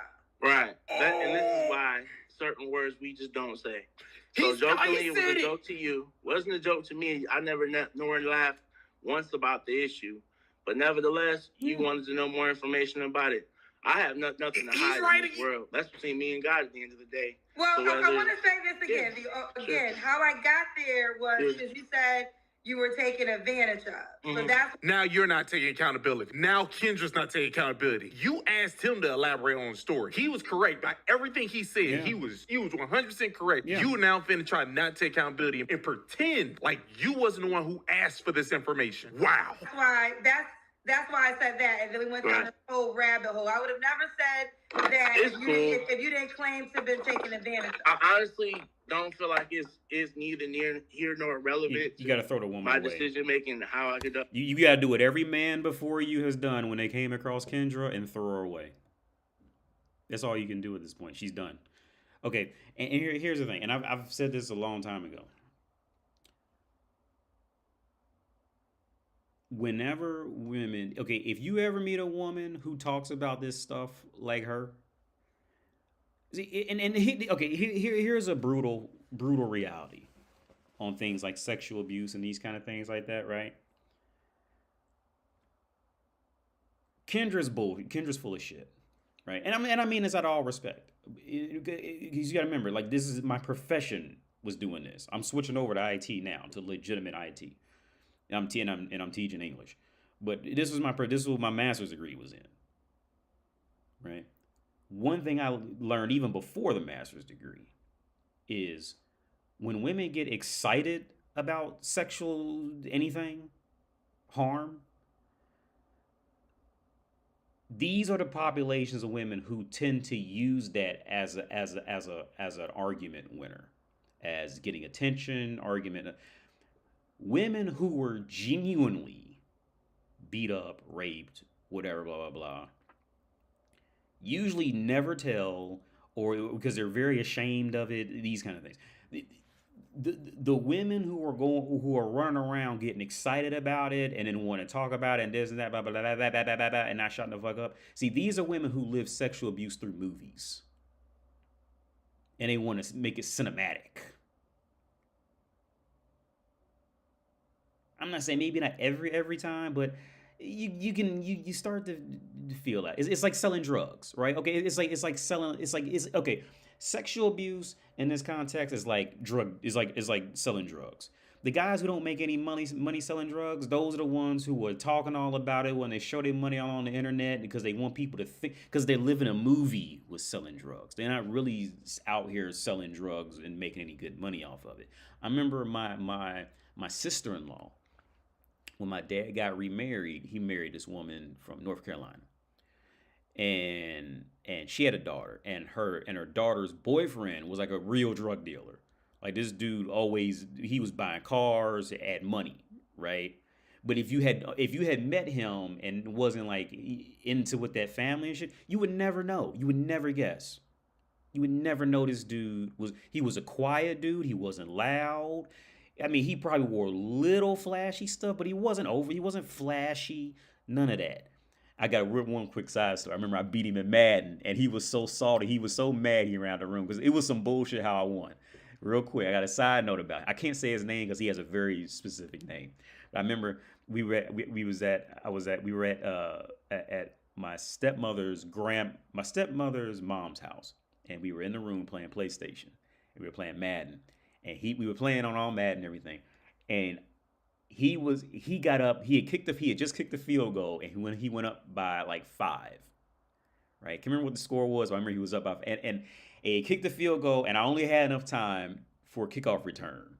Well, you know what happened? I ran the kickoff return back, and he got so mad he just walked out the room and didn't talk to me for like the next day, because we was all at the house together. And I know he remembers that shit because back then I was like, I don't know, like 16. And I ran a kickoff return. He even let me run it back. It got to the point where like we both can see I was getting ready to run this motherfucker back and nobody could catch me, kind of thing. Like I was gonna win because there was no time on the clock left.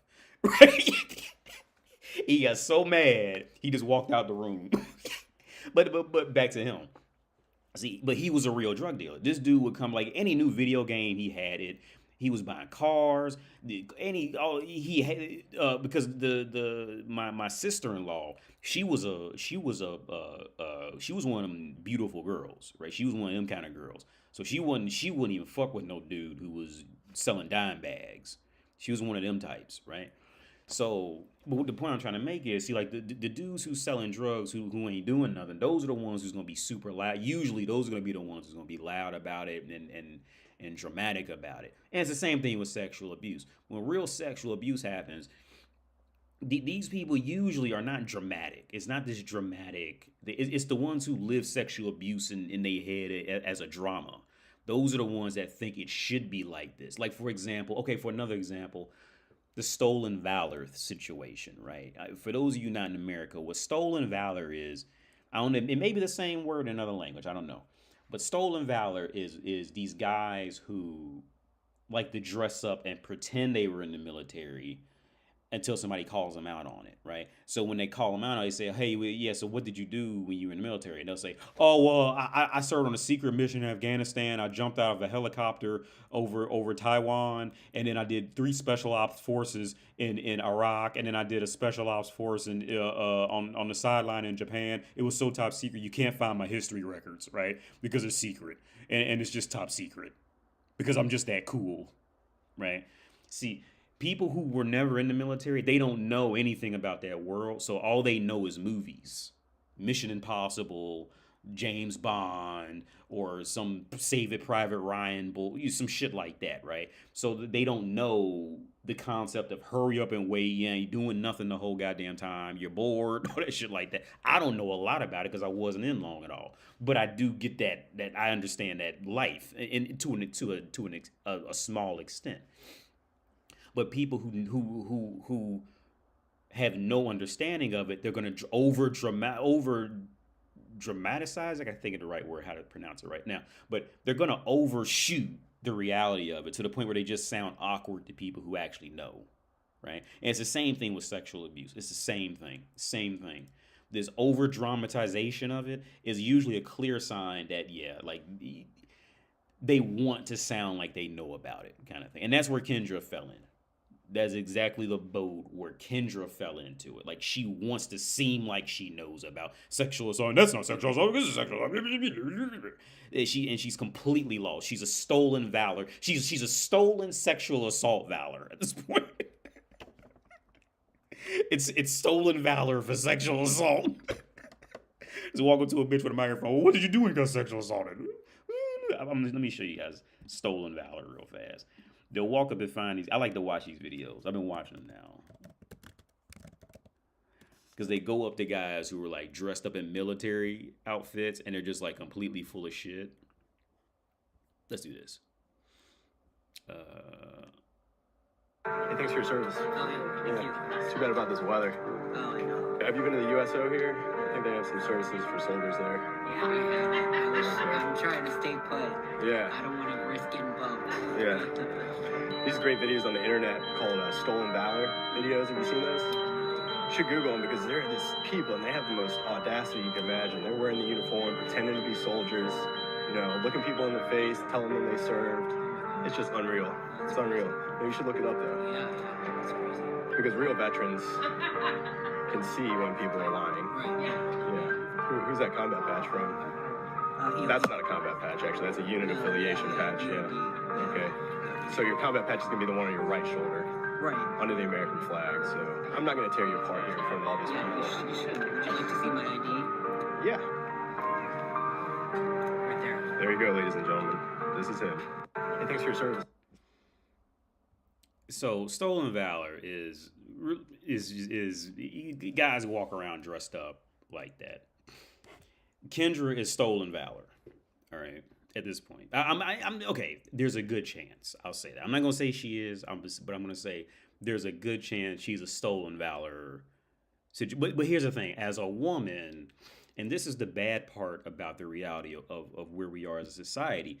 Women have gotten such a free pass. See, like the extreme shifted over the last 100 to 200 years. The extreme shifted. It first went to women just were not even listened to at all in most scenarios because of what they did to the hundreds of years before that. But most women were just not listened to at all, to where it's completely shifted to women can say anything and you just should automatically believe them.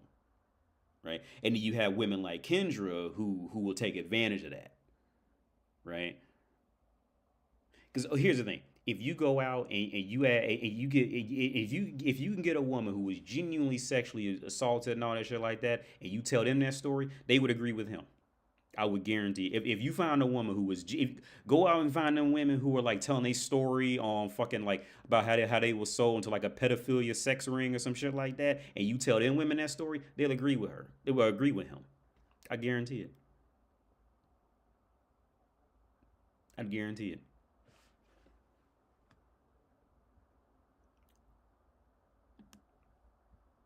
Up myself now. That was then. This is now. This is present day. I mean, I don't know. I don't know All right. what more you could really want from me in that particular situation. Let's Whether I just- get a goofy woman or not, I think everybody is goofy until proven not goofy. So Okay. Fair enough. We got Daniel St. Louis. Big screen. I'm not gonna watch.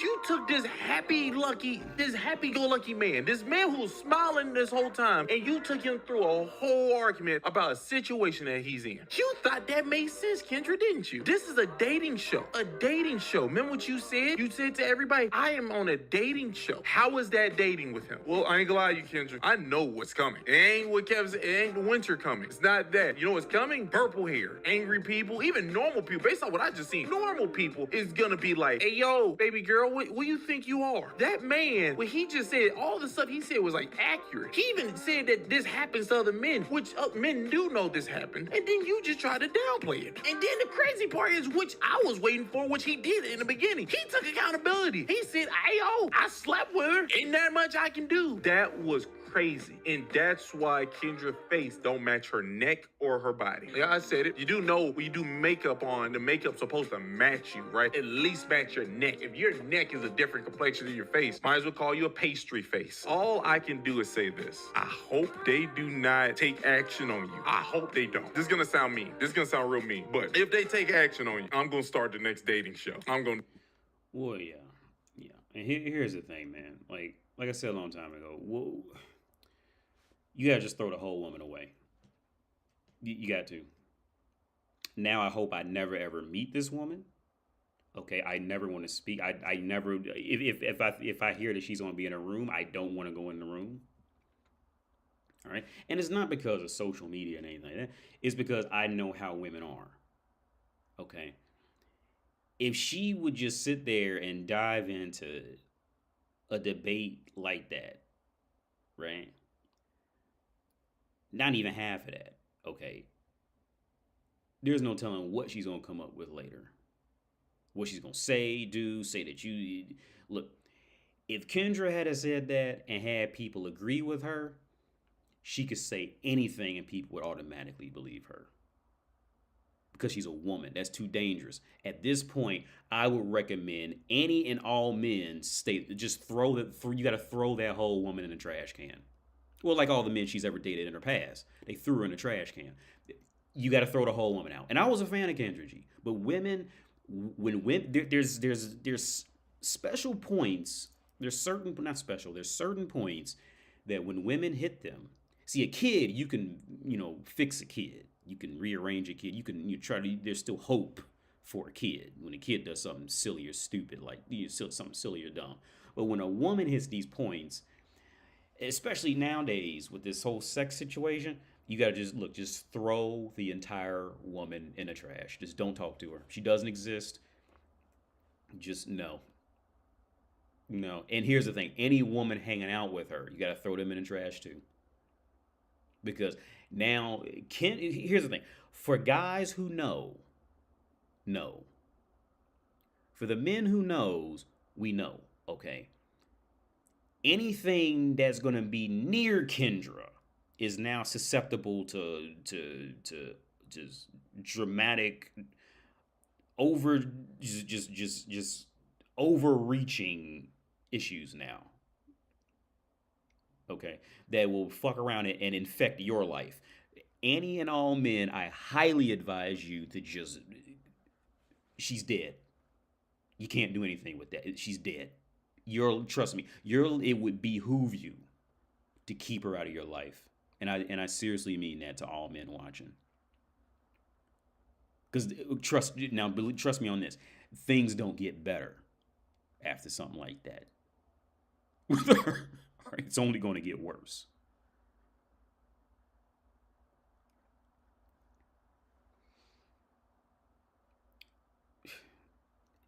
As any man, I don't care who the man is, don't ever talk to that woman again. Because like I said, Kendra, like I said earlier, Kendra knows exactly the men she would not do that to. She wouldn't question them on it. Kendra knows the men she wouldn't do that to. She knows I'm not lying. If she ever watches this, who the fuck knows? But I hope she does. Because you know There's men you wouldn't pull that off on if you was fucked up drunk in a club, at your mama's house, at your house. You know the men you wouldn't even dare try to do all that on. She did that on him because she seen him as weak.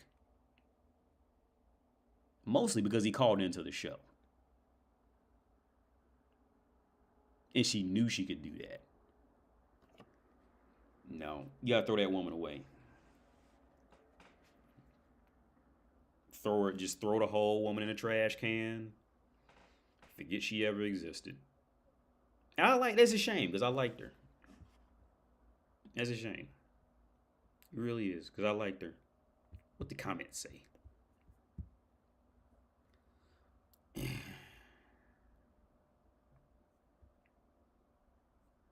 Well, this is gonna be a guy's section. A guy, because this is a guy. You know, she dismissed. There's a woman. It's Mrs. Simmons. This has pissed me off. She dismissed what man went through. Has a nerve to try to give advice on top of it, taking accountability. Yeah, it's time for her show on the app to go. Corey mentioned very clearly that when they spoke one-on-one, he realized that she's not really a bright spark, and right here is her proving that to be very correct and accurate.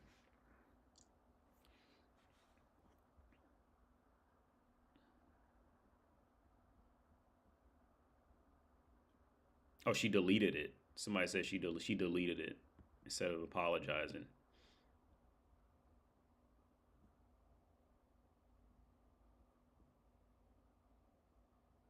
Here's the thing. I did like it. They said they said I like Kendra. I thought Kendra was cool until that.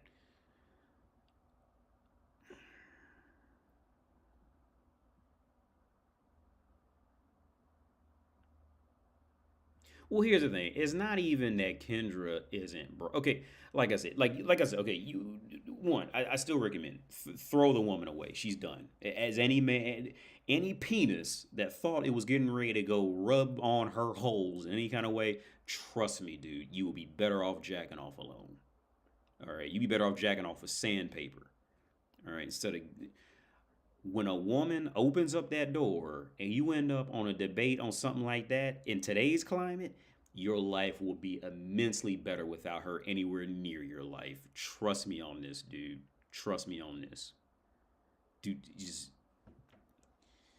But again, like where I started, that's just woman. Okay, here's the thing. Every woman in here who like, see, here's the thing. Every woman on earth also does this. They know exactly what another woman did that was wrong, right? But if she does this, if that woman does the same thing, she can't see it at all, right? All women are like this. All women are like this. If I'm with my spouse, right? Because it happens with me and my spouse. We'll talk about another woman, and she did something fucked up, right? And then my spouse can literally just exactly diagram all of it, right? Like just put it all, yep. But then if she does something stupid that was generally the same shit, she can't see it at all. It's just a woman thing. They can't. They're just not able. Their brains aren't able to see these things when it's them. Right? It's a woman thing. It was her nature to dive in to take offense to that because again, she's older and single, or she can't keep men, right?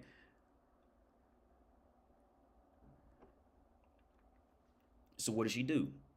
She immediately, because it's the same thing that what me and my spouse do, right? When I'm with my spouse, right, and we get to talking about another woman, and yeah, like she never did this, she never did that. The first thing my spouse does is she goes in and thinks I'm talking about her. And it'd be like, and then it'll come out that she's thinking I'm talking about her in that situation, right? See, what Kendra did was when that guy started talking about that, Kendra immediately reflected on herself and when she tried to do something like that. Or she wanted to try something like that. And all the mental gymnastics that she had to pull and within herself to validate it, it came out, right? It's a woman thing. It's not just a Kendra thing. Kendra just got caught doing it, and just so happens her thing is a topic that you got to throw the whole woman away on from, right? Just so happened to be that, right? Every woman's like that. Don't mistake that at all. Every woman does that, right? But this is a bad topic. You gotta, I'm telling you, man, as a man, throw the entire woman in the it is not worth it. Once women get to talking like that, okay, so another one. Remember that one girl I covered a while back with Redhead Redemption, and she kept going on about how she used to work on Wall Street as an intern or some shit like that, when she was just sucking dicks the whole time because she never graduated college. Right? She was just a porn. She did softcore porn on top of that. Right. It's that shit. See, I can tell by how that girl talks about her past on working on Wall Street or whatever the fuck it was, that was the height of her entire life, that ever got close to actually amounting to something that she would want to tell her parents about. So like you could sense like there's different forms of traumatic pasts, right? Kendra G's traumatic past was trying to trap a man, and she could never do it. That's why she's in the position she's in now, right? Redhead Redemption's thing of a traumatic past was, I never did anything with my life. The last thing I did that was of value was sucking dick to get on the Wall Street, right? And taking my shirt off to take photographs before pornography was a big thing. So I actually got paid good money for it, right? And she has nothing else to leave. Or like with a lot of these stolen valor, or a lot of these guys who make up these outrageous lies about their history in the military, that they were secret agents in Russia and this and that, and now they just work at Arby's, right? Or Hardee's or Wendy's or McDonald's. They just happen to be here now, but they remember their time and they don't want anything that, because they would have had to kill the military wanted to kill women and children, and they didn't want to do that, so they took a dishonorable discharge. Yeah.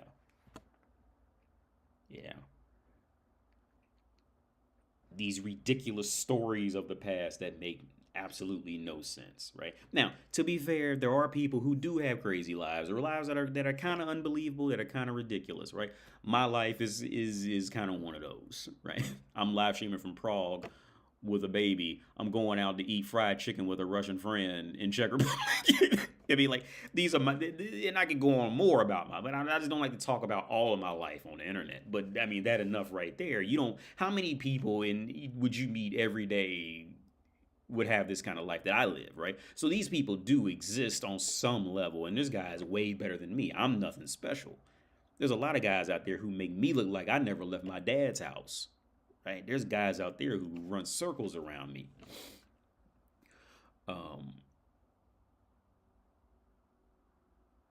But yeah, he said she deleted it. Yeah, that's rough.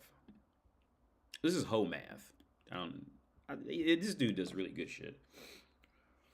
I haven't watched. It says Zones version 3, the most useful relationship map in history. Let's watch it. Hi.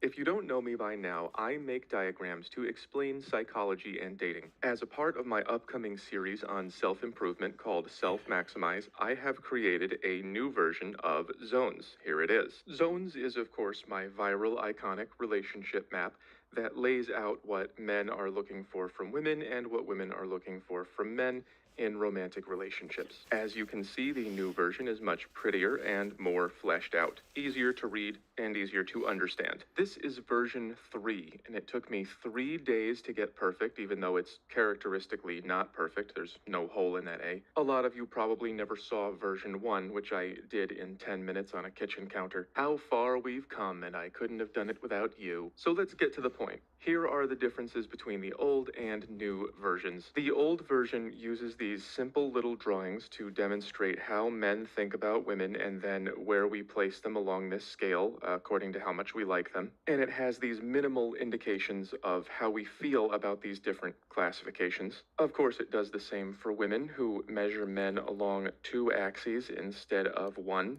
If you're a woman, this is how much men like you, and if you're a man, this is how much women are attracted to you and how much they feel safe with you and supported by you. Women are complex. I also included these indicators for lust and love, and these arrows showing that the good guy attachment is measured here, and the bad boy attachment is measured here. And for men, I tried to show that lust exists here, but that love grows as we like you more. And that's pretty much the whole chart, which people have found helpful. The new version is what I would call all fleshed out. Let's go over the details. First of all, I added text to explain how to use the chart. Second of all, I organized everything at 90-degree angles, which are my favorite. The last version was a little bit sloppy, and a lot of people didn't notice some details, like how this is a speech bubble for what we let people know about, and this is a thought bubble for what we keep secret. So I left that out here, and I just went ahead and wrote public and secret. Finally, I fleshed out all of the details of each category, and that comes at the expense of the illustrations. Like, there's no room for a brain here, but I think this is more clear. So I'm gonna go through Zones version 3 as if you've never seen it before, as a refresher or for anyone new.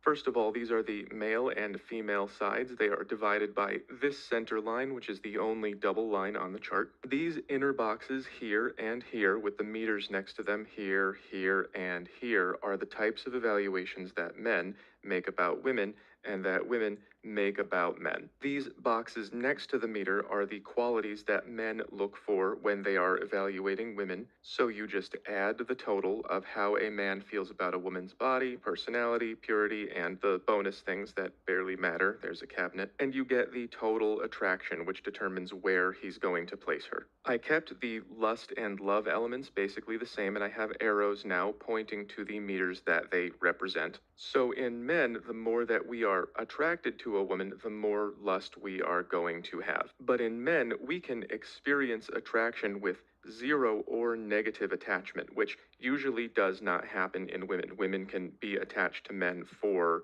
these reasons, or for these reasons, or for both. But for men, if we really like you, then we want you forever. If we only kind of like you, then we want you for now. And if we don't like you at all, but something sometimes feels better than nothing, then we want to forget. I should also mention Zones accounts only for attraction-based relationships and not for other forms of love, like spiritual connections, arranged marriages, old married couples, or anything like that. If I included those, we'd have to get into some kind of crazy cube. Maybe next year. So I created this visualization because this is something that I want women to learn. Just because men are sleeping with you does not mean that we're attached, and in fact, we could be very unattached. I called this chart Zones because it's based off the idea of the friend zone. I'm using language that we already understand. I did the same with these boxes. I based them off the idea of she's a keeper. If they rhyme, it's easier to understand. So the keeper is the one you marry, and you keep her forever. The sleeper is the one who is nice to have around, but you never quite know what the future is going to be, and the sweeper is the one that you regret and don't want anyone to know about. So when men are evaluating women, we think of you in terms of the best I could ever get, the bottom line for what I would commit to. Right here is the public secret line, the dotted line. These are the ones that we want to be seen with and the ones that we don't. This is the line where we would see her again or not. And then below this line, we would be not interested in even one shameful secret. And the way that we evaluate how attracted we are is through what's in these boxes. First, you have the body, obviously very important. I changed that from looks because it's more than looks. This is not a comprehensive list. None of these are. It's just to give you an idea about what body means. Different men like different body types. Sometimes we like your voice. We like women of different, body types, different levels of fitness. Some men like women thicker. We like different qualities in your face, your hair, how you wear your hair. Pheromones I put in quotes because I don't think it's technically pheromones that we have, but it functions the same. It's how you like the smell of the other person. It has a lot to do with attraction and personal chemistry and so on. It's just body. Second is personality, and that is, again, not a comprehensive list, just everything about her personality. Who she is, where she's from, how she treats you. Is she supportive, helpful, reliable, interesting, smart? Is she into the same things as you? What kind of person is she, and what's it like to be with her? Purity I changed from other men because it is, again, more comprehensive. It has more to it than just other men. Purity is all about your history of loyalty. Do you have any baggage? Do you dress modestly, or are you running around with your clothes off at midnight? A lot of guys care about body count. That would go in here. One thing a lot of men care about is a woman's innocence. A lot of modern women don't accept that. They say it's infantilizing. But men appreciate purity and innocence in women for evolutionary reasons, and it's not going away. Purity also includes, is she exclusive? Does she cheat? Has she cheated before? Is she polyamorous? Does she have kids from other guys? Does she have guy friends? Here's her guy friends. If you've ever had a girlfriend, you know how that feels. And then finally, cabinet I changed to bonus because it's easier to understand, but I still drew the cabinet because it's funny. Bonuses don't matter very much to men. The best example is if she has a really convenient apartment. That is something that would be cool, but it doesn't matter a lot to men, but it might matter a lot to women. That's why their bonus section is a galaxy. They might say things like, oh my God, he has all the right stuff in the perfect place. You might get a few points from that, but not here. If you have the perfect apartment and you're here, you might go like this. It doesn't do a lot. So men basically just evaluate all these things about women and then add them to get how attracted we are to her. And then that's just her score. And that's how it works.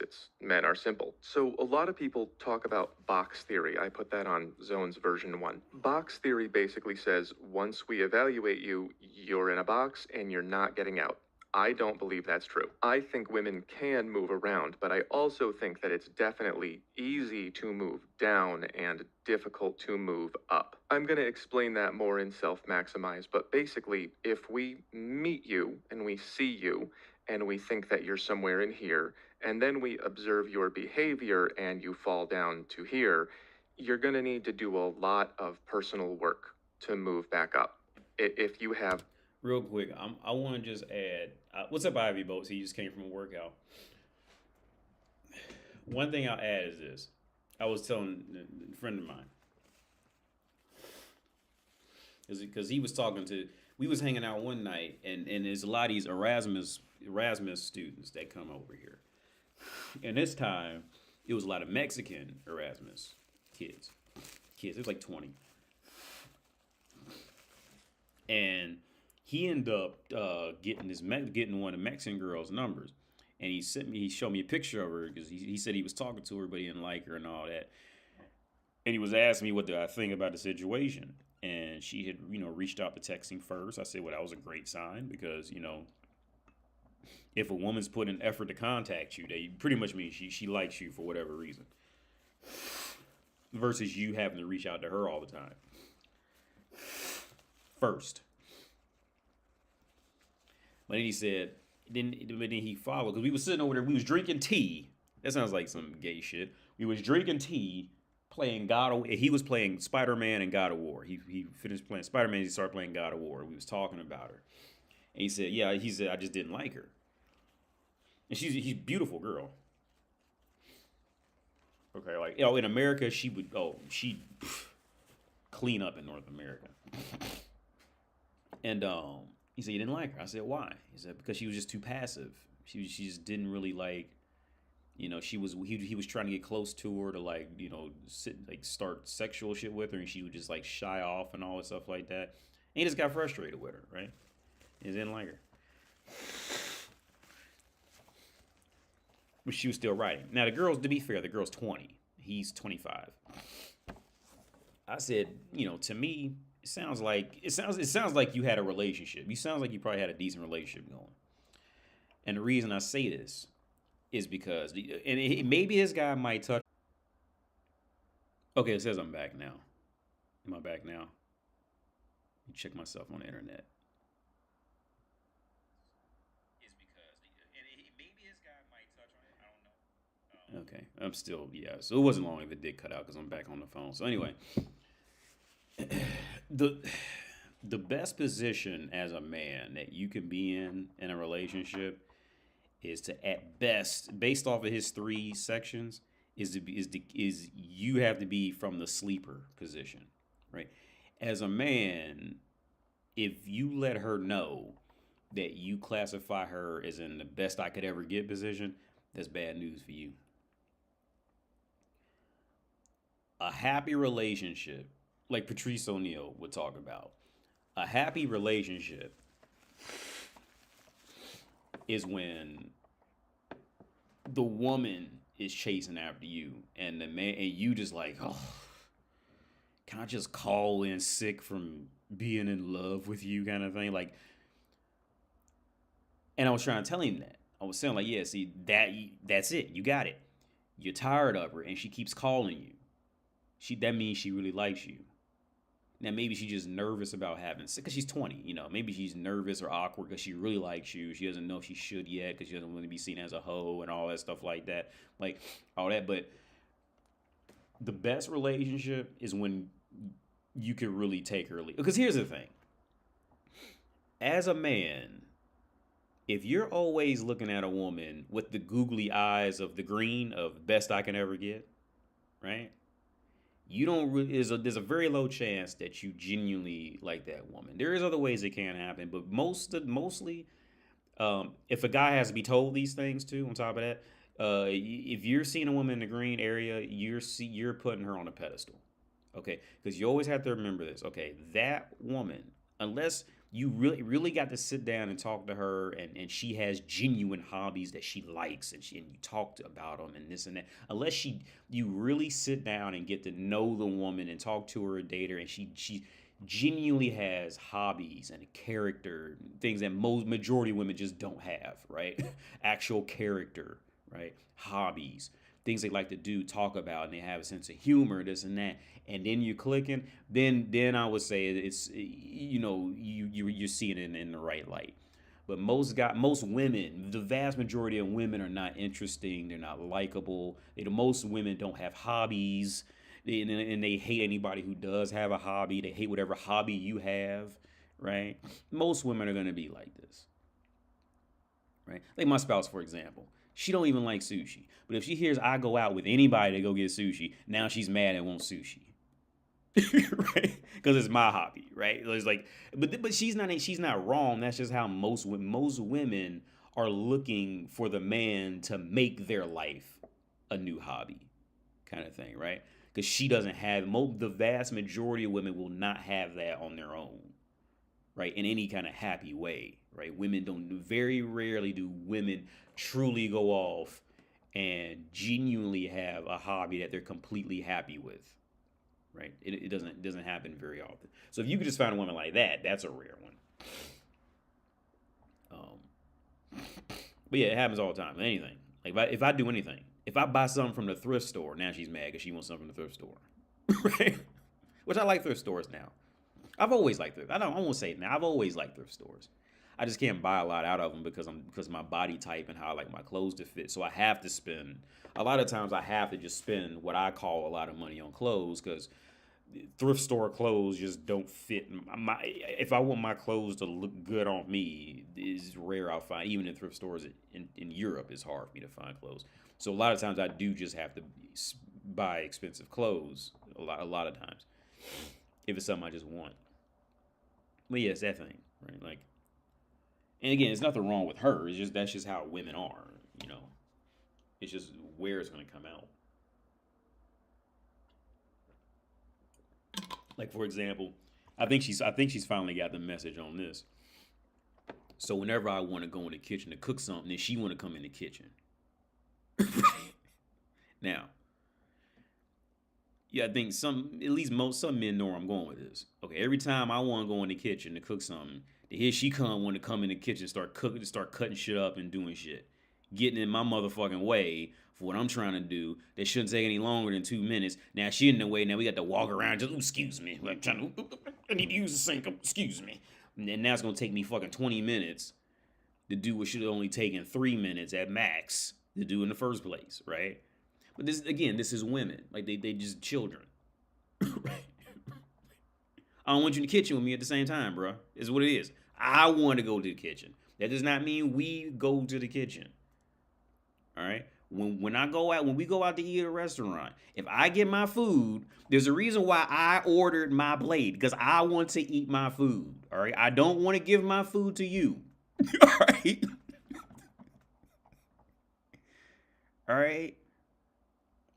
I did not get my food because I want to try some of yours. If I wanted some of yours, I would have bought what yours is. All right? Ain't that shit annoying when you go out with your spouse, with your girlfriend, whatever, your wife, whatever you want to call her, and then you go to a restaurant, right? And then I get the fucking, let's just say, steak, right? And then she gets I don't know, like a falafel or some shit, right? And then the food comes, and the first thing they be like, I want to try some of yours, and want to dig in your plate. Like, no, why you want to dig on my plate? Don't ask me for. I hate when motherfuckers do that shit, man. Like, it's my plate.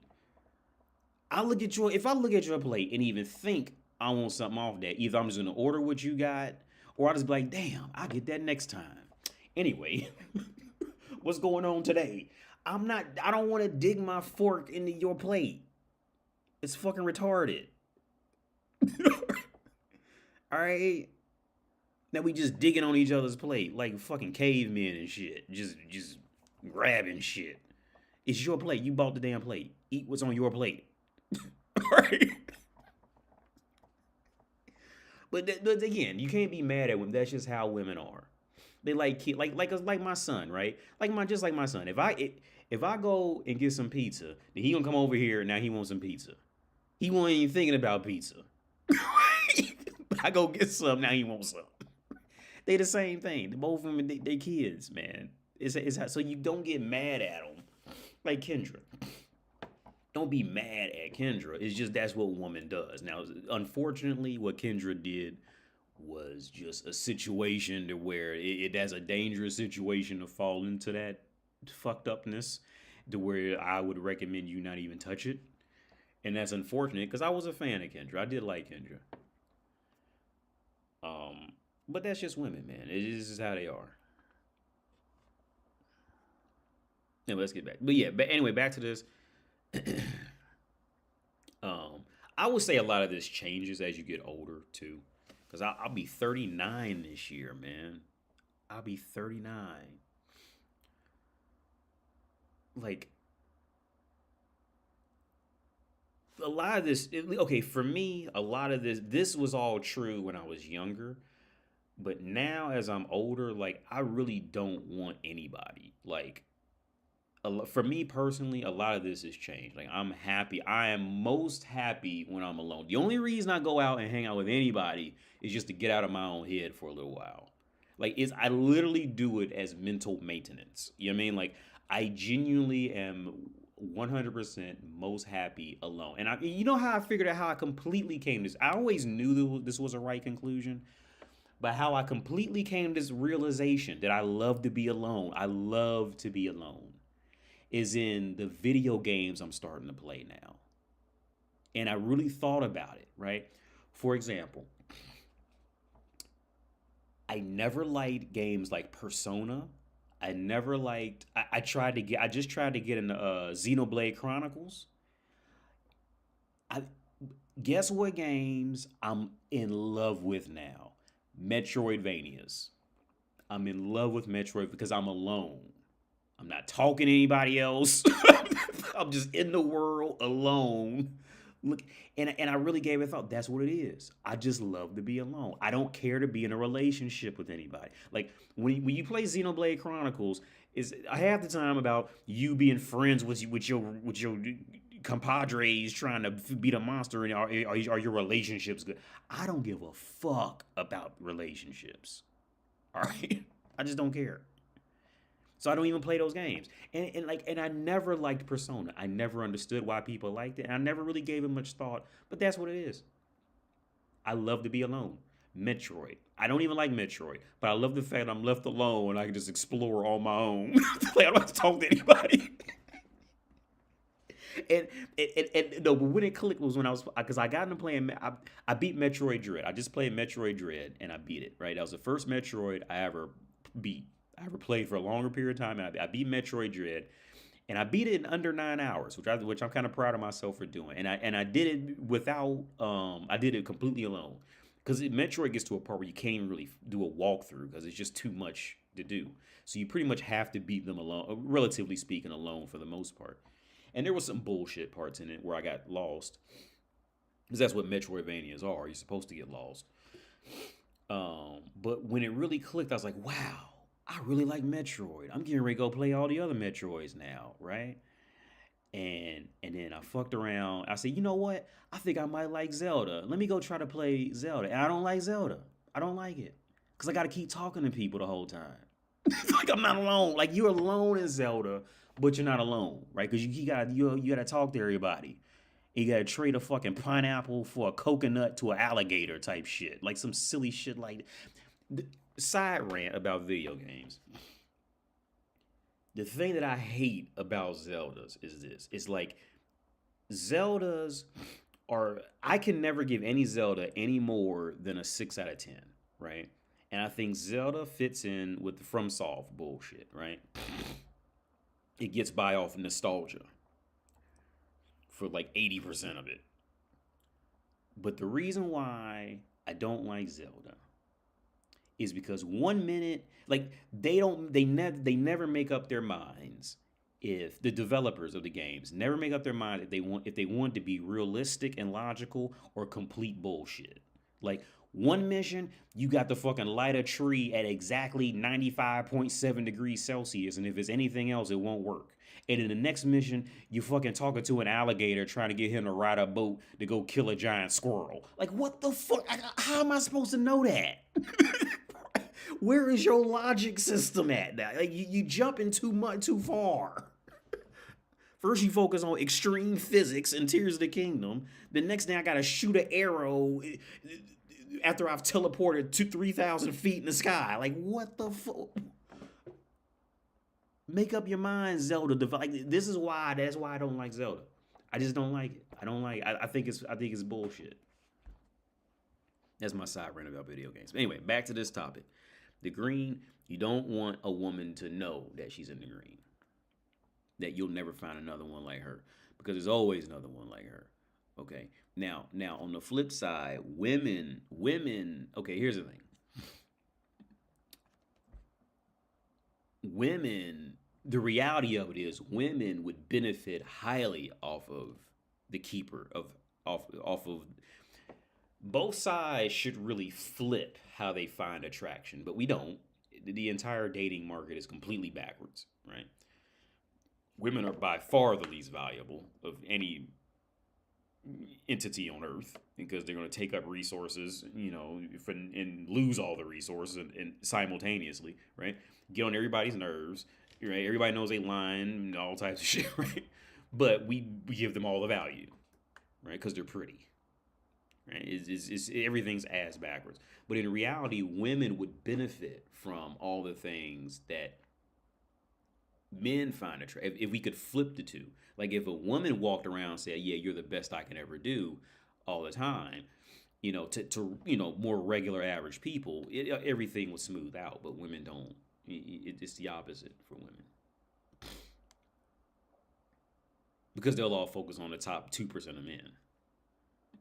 Deeply rooted personal habits that we evaluate as not being keeper material, those are usually deep things about yourself that you're going to have to change. And most people simply do not do that. Watch my video of this name, this one right here. So if you're a woman, changing your personality and purity habits can change your score a lot, and so can your body. If a man thinks that a woman is an amazing person but isn't attracted to her for reasons that she could change, that can move her from here to here. Yeah. So these 3 boxes are very important. This one, not so much. Well, and here's the thing, and most of that is just being fat. Like if most women would just lose weight, like that's like 98% of what keeps women out of being widely recognized as attractive. It's weight for the vast majority of women.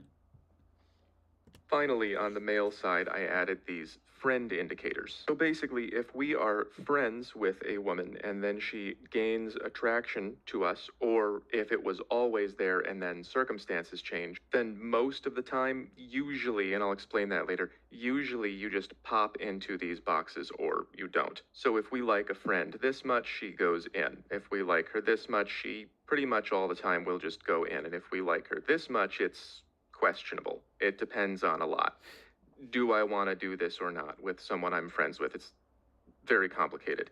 And if we like her this much and we're friends with her and she starts displaying interest, we might just stop being friends with her. The way that I experience this is if we are friends and then you express interest in me, then I might not want to have you around, because if we did anything, then I wouldn't want anyone to know about it, and sometimes I give in to temptation, as do many men. It happens. So if you are able... Okay, now let's be all the way real about about that area.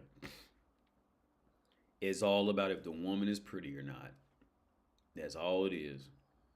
The woman being pretty will majority of times will dictate where she falls in on that list to that man, right? That's what it is. Most cases. There's cases like the girl I knew when I was tutoring back in Ohio, and I worked in a writing center. After I finished my first degree, I was working as a tutor in the writing center.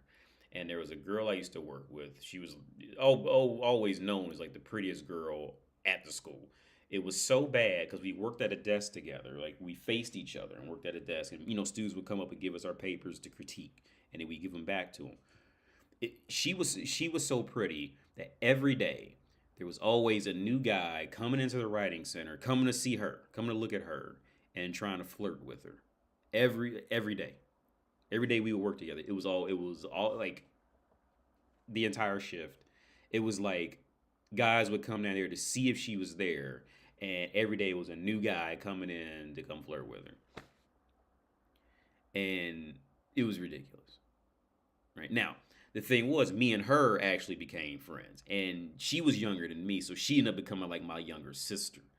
Right? She was a beautiful girl, but the more we talked, the more I said, yeah, like she's a kid. It was one of them scenarios. So like now it would be awkward for me to have sex with her. Like that would be awkward. Yeah, because I got to know her too well throughout like hours of the day kind of thing, and just sitting there with each other, that kind of thing. And also I had already moved in with the girl who was working at the front desk. She had already moved in. So everybody knew we were together. But that was, yeah. There's situations that it does happen sometimes, but mostly, where is it?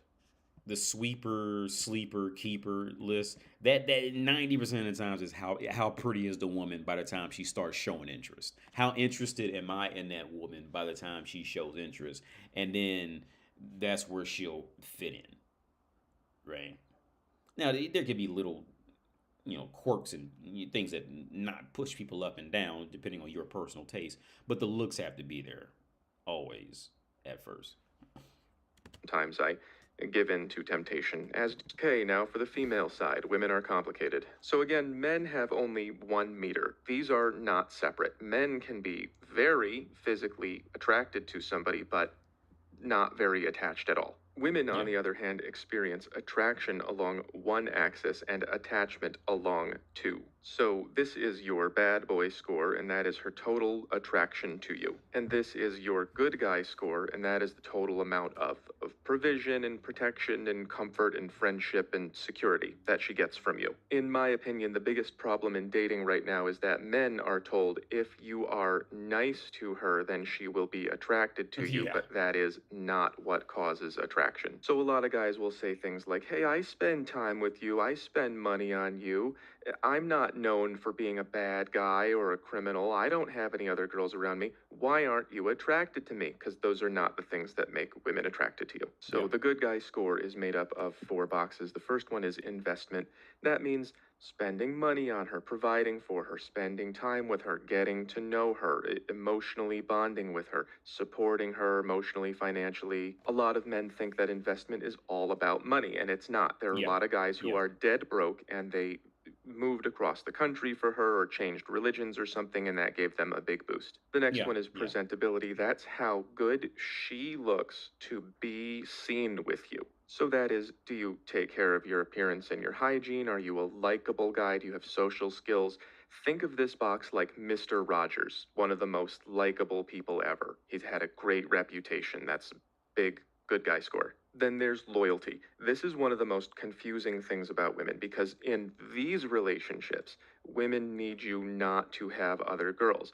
But in these relationships, sometimes it can make you more attractive to her through something called mate choice copying, which I have videos about.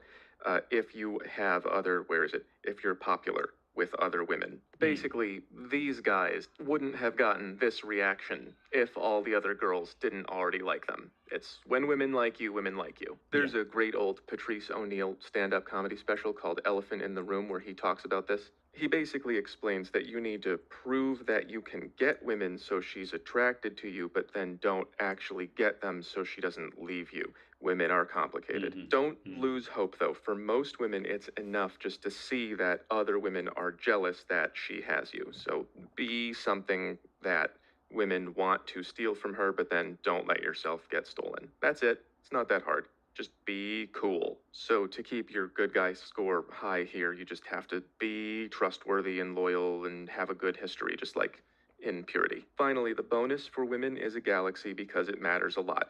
You will hear women from time to time just gab and gab about it. He's got this thing and he lives here and he does that and he's from here, blah, blah, blah, blah, blah. They like this. If you have a lot of the things that she wants you to have in here, it can bump your score up by a significant amount. So the bonus, again, is kind of things that you have rather than things that you are, which would go here and here and here and here. And again, just like men, you add up how she feels about these aspects of you, and that will determine how secure she feels with you and what kind of relationship she wants. Most men need to work on this more than this. A lot of modern men have this ridiculous idea that women are just not as sexual, like all women are this all the time. And I promise you, if you ever make it past this line into the range where a lot of women find you attractive, you will find out how wrong that is. So a lot of men will spend their time and energy being nice and then wonder why women are not attracted. And it's because you're not attractive. Women like the same things we do. Women are into body, maybe even more than men in some ways. They like different body types. Women are into height, which is something most men don't care about. Women have sensitivity to men's voices and their hands and different aspects about their faces. When men evaluate women physically, we just kind of go, oh, she's hot, and then we're done. Women will talk endlessly about little details about men's bodies. I had a woman tell me recently that my shoulder muscles attached to my shoulders in a way that was sexy. Who even thinks of that? They do. And of course, there are some things you can't really fix. You can't do much about your height or your face. But if you're a man and you're not taking care of your fitness and you're not perfectly fresh every time you leave the house and you're standing and walking like you don't care about yourself, and you have to dress properly too, which is not difficult. I'll go over it in Self-Maximize. But if you're a man and you're not maximizing this aspect of yourself, you are leaving this on the table and you are doomed to be here forever. So for men, we like a lot of things about women's personalities, and some of those things are universal and some of them are very specific to your personality. And women are kind of like that too. Everyone's different, but they have much higher requirements in particularly this personality area. This is the hardest spot on the chart. It's the most difficult one to master. I called this section masculinity. I broke it down into competence and confidence. Again, this is the Mr. Rogers area. This is how likable you are, how nice of a person people think you are. This is the supportive husbandy area. It's how much you're investing in her. Is why it's called investment. This is like the Tony Montana area. That's the main character from the movie Scarface. And this was his girlfriend, and she didn't like him because he was nice. She liked him because he had power. On Zones version 2, people criticized me for saying that you need to be a bad person in order to be attractive, and that's not what I'm trying to say. So I fixed it by getting rid of the words dark triad and replacing it with what those traits represent. Most men understand that if a girl is attractive enough, her personality can add quite a lot. It is the same for women. If you are attractive enough and you're taking care of yourself enough, these personality aspects can add a lot. These personality aspects will not add this. You have to add this and add these on top. So basically, once she feels attracted to you, these will make her more attracted to you. But without getting here first, these things will not make her attracted to you. So competence and confidence basically mean your ability to do stuff that matters and your ability to show your ability to do stuff that matters. Women want to see things like, can you make money and support me? Would you win in a fight if you had to? Can you fix things around the house? Can you entertain people? Do you know how to make people like you? Can you do something special that most people can't do? Do people generally respect you? Can you make her laugh? Can you give her strong emotional experiences? Do you understand women? Do you know what to say and how and when to say it? Do you never give up? Are you difficult to acquire? Do other people like you, especially women? All of these things can create good conditions in your life, and that's what she wants to see. She wants to see, can you create good conditions in your own life and then share them with me? That's the perfect relationship. But even if you can do these things, if you act like you can't, it's not going to matter as much. So let's say that you can do something special and difficult. It's going to look a lot better if you can make it look easy. Women generally want you to be emotionally close with them, but also you have to be careful not to be weak. Women are complicated. Yeah. There are ways of sharing Yeah. your emotions without whining and crying and saying, I'm weak and you need to help me. Most women want to see that you can make decisions and go with them and be confident that they're the right decisions. Just like perseverance over here, women want to see that you... That's one thing that I think many guys fuck up at. That part right there, I've seen many men fuck up in life with that. The confidence to make a decision. I've seen many men, and I tell you what, that's a hard thing to come to mentally. Decision making, because decision making means there's a chance somebody else may not like it, and they may leave you, and everybody's afraid of being left. So what do people do? They try to play the safe zone. I don't know, I'm gonna do this. Because it's easier to play a safe. So I got a student is a guy at the bank, and we talked about it. And he said because he's real shy. He's like a year younger than me, a year or two younger than me, and he's real shy. And so one day I just asked him about it. I said do you ever lead conversations? Because he never wants. He told me he doesn't like leading conversations because he doesn't want to say the wrong thing and all that stuff like that. So I told him I think he should get a dog, a small dog, because these things like becoming a leader any kind of way, these things are hard to do, and it's hard to come to that conclusion of it, right? I think he should get a dog because he's gonna have to. And I told him this. I said you should get a dog because when you walk the dog, you're gonna want to go somewhere, and the dog's not gonna want to go. So what you gonna do? Sit down and wait for the dog to come along, or you gonna pull him and tell him to come on? We gotta go because you're the leader, right? But a lot of men, back to the original thing, a lot of men suffer with decision making, and I never really paid attention until I got older and started to see it, and I started to see it, and I'm like, now I get it. I get it now. I get that part. Because here's the thing. Here's the thing about confidence and decision making, right? And I'm sure any woman would agree with me on this. Here's the thing with confidence and decision making. If you're hanging around somebody, you may not even like them, right? But if you're hanging around with somebody and it's clear that they're confident, right?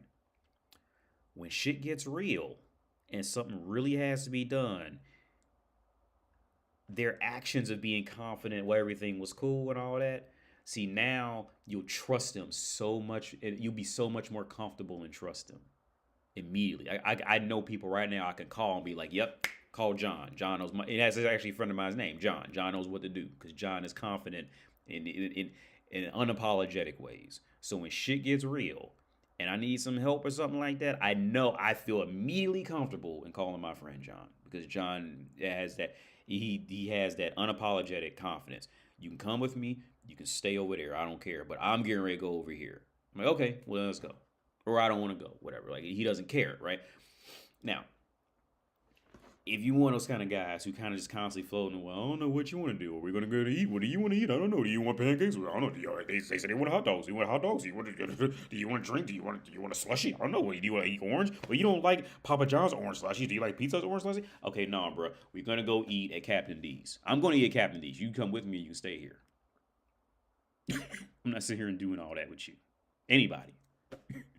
I'm not getting ready to take 15 minutes to figure out where I'm going to go eat. That's woman shit. Women like to do shit like that. For those of you who married, you already know. Look, my spouse, she'll be in the kitchen. Okay, you know how many days I be frustrated as fuck with her because she will be moving nonstop, right? Me and my spouse, she will be moving nonstop, just moving shit, right? And then when you sit back and see what all she literally did was use the bathroom and eat a bowl of cereal. And she was moving for 8 hours nonstop, and that's all she did all day, right? Women do aimless shit like that's a woman's job to be aimless until I come in and be like, hey, I'm going to go to the store. You want to come with me? Yes, no, okay, whatever, bye, right? Women live life like that. They like to sit down and be aimlessly lost and you know, and all that shit like that. Men, that's not, and I see a lot of men suffer with that. It's hard to get to that point. It's hard to get to that point as a man to take people or leave them. That's it. That's another clear sign that someone has become a man is that they're not afraid to be alone. And here's the thing. It's not that they're not afraid to be alone.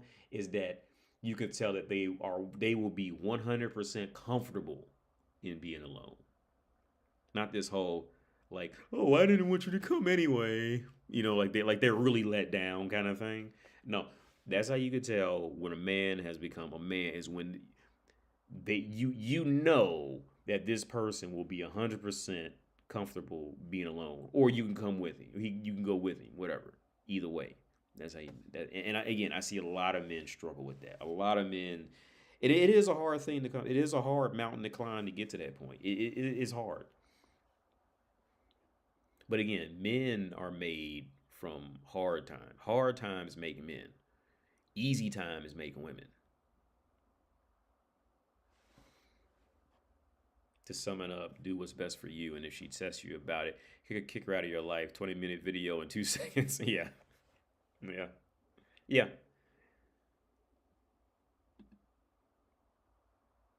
See, it's the woman's job. See, like I said, that's why I say the dating market is completely backwards. The best relationship is when a woman is chasing a man. That's the only way relationships can work. They don't work when the man is always chasing the woman. Doesn't work because now you're just a fan at that point. You're a peasant to the queen at that point if you're chasing her. Now, I know I'm not saying you shouldn't, find a woman you're impressed by and all this stuff like that. I'm not saying you shouldn't find a woman like that. What I'm trying to say is the best relationship is when a woman is actively chasing after you. That is the best relationship. Okay. See, that whole thing of the man being hopelessly in love and dreaming about her and all that shit. Relationships don't work. Like back to that Twilight Zone episode, the Chaser. I hope somebody watched that episode, The Chaser. At the start of the episode, that dude was hopelessly in love with this bitch. He was calling her. She didn't want nothing to do with him. And said it. And he didn't care. He was, oh, I love to love you. I love to love you. I love to smell you. I love to think about smelling you. And he was annoying. Then he goes and gets a love potion to make the bitch fall in love with him. And it works. And she falls in love with him. Then he sees how disgusting he was the whole time. But he ends up stuck with her. And that's our relationship. And that man is what we call a happy marriage. Because he's stuck with her. That's how it works. Because if you're the man chasing, you are good. She is going to embarrass you. If you sit down being her friend and all that shit like that, she is going to embarrass you. All right. And that friendly shit can work for a little while. I mean, we was at Popeyes Chicken. There was this couple sitting next to us, and the dude was like being friends with her and all that shit like that. He's sitting down there giggling, stuffing food in his mouth, giggling in the bitch face and all that. She giggling back. Like, that should have worked for a little while. But look, For the older guys, you already know where that's headed. Something happened, and she fuck around, be like, and she starts getting a little colder, and then that's when the guy falls apart. Well, how come you ain't in a good mood? I gotta put you in a good mood, and that's when it just goes downhill from there. Don't work that way. Every guy has to learn it. Every man has to learn this. See that giggly shit and all that giggly, fucking shoving straws up your nose and all that shit with a bitch. That shit is as long as she can still trick herself into being happy. And as soon as she's not happy anymore, that's when that falls apart. Women want, because she wants to feel like she's chasing something. Every woman wants that, dude. That's why so many women are frustrated, because many women don't even get the opportunity to fully chase after a guy. So women just end up bored and frustrated.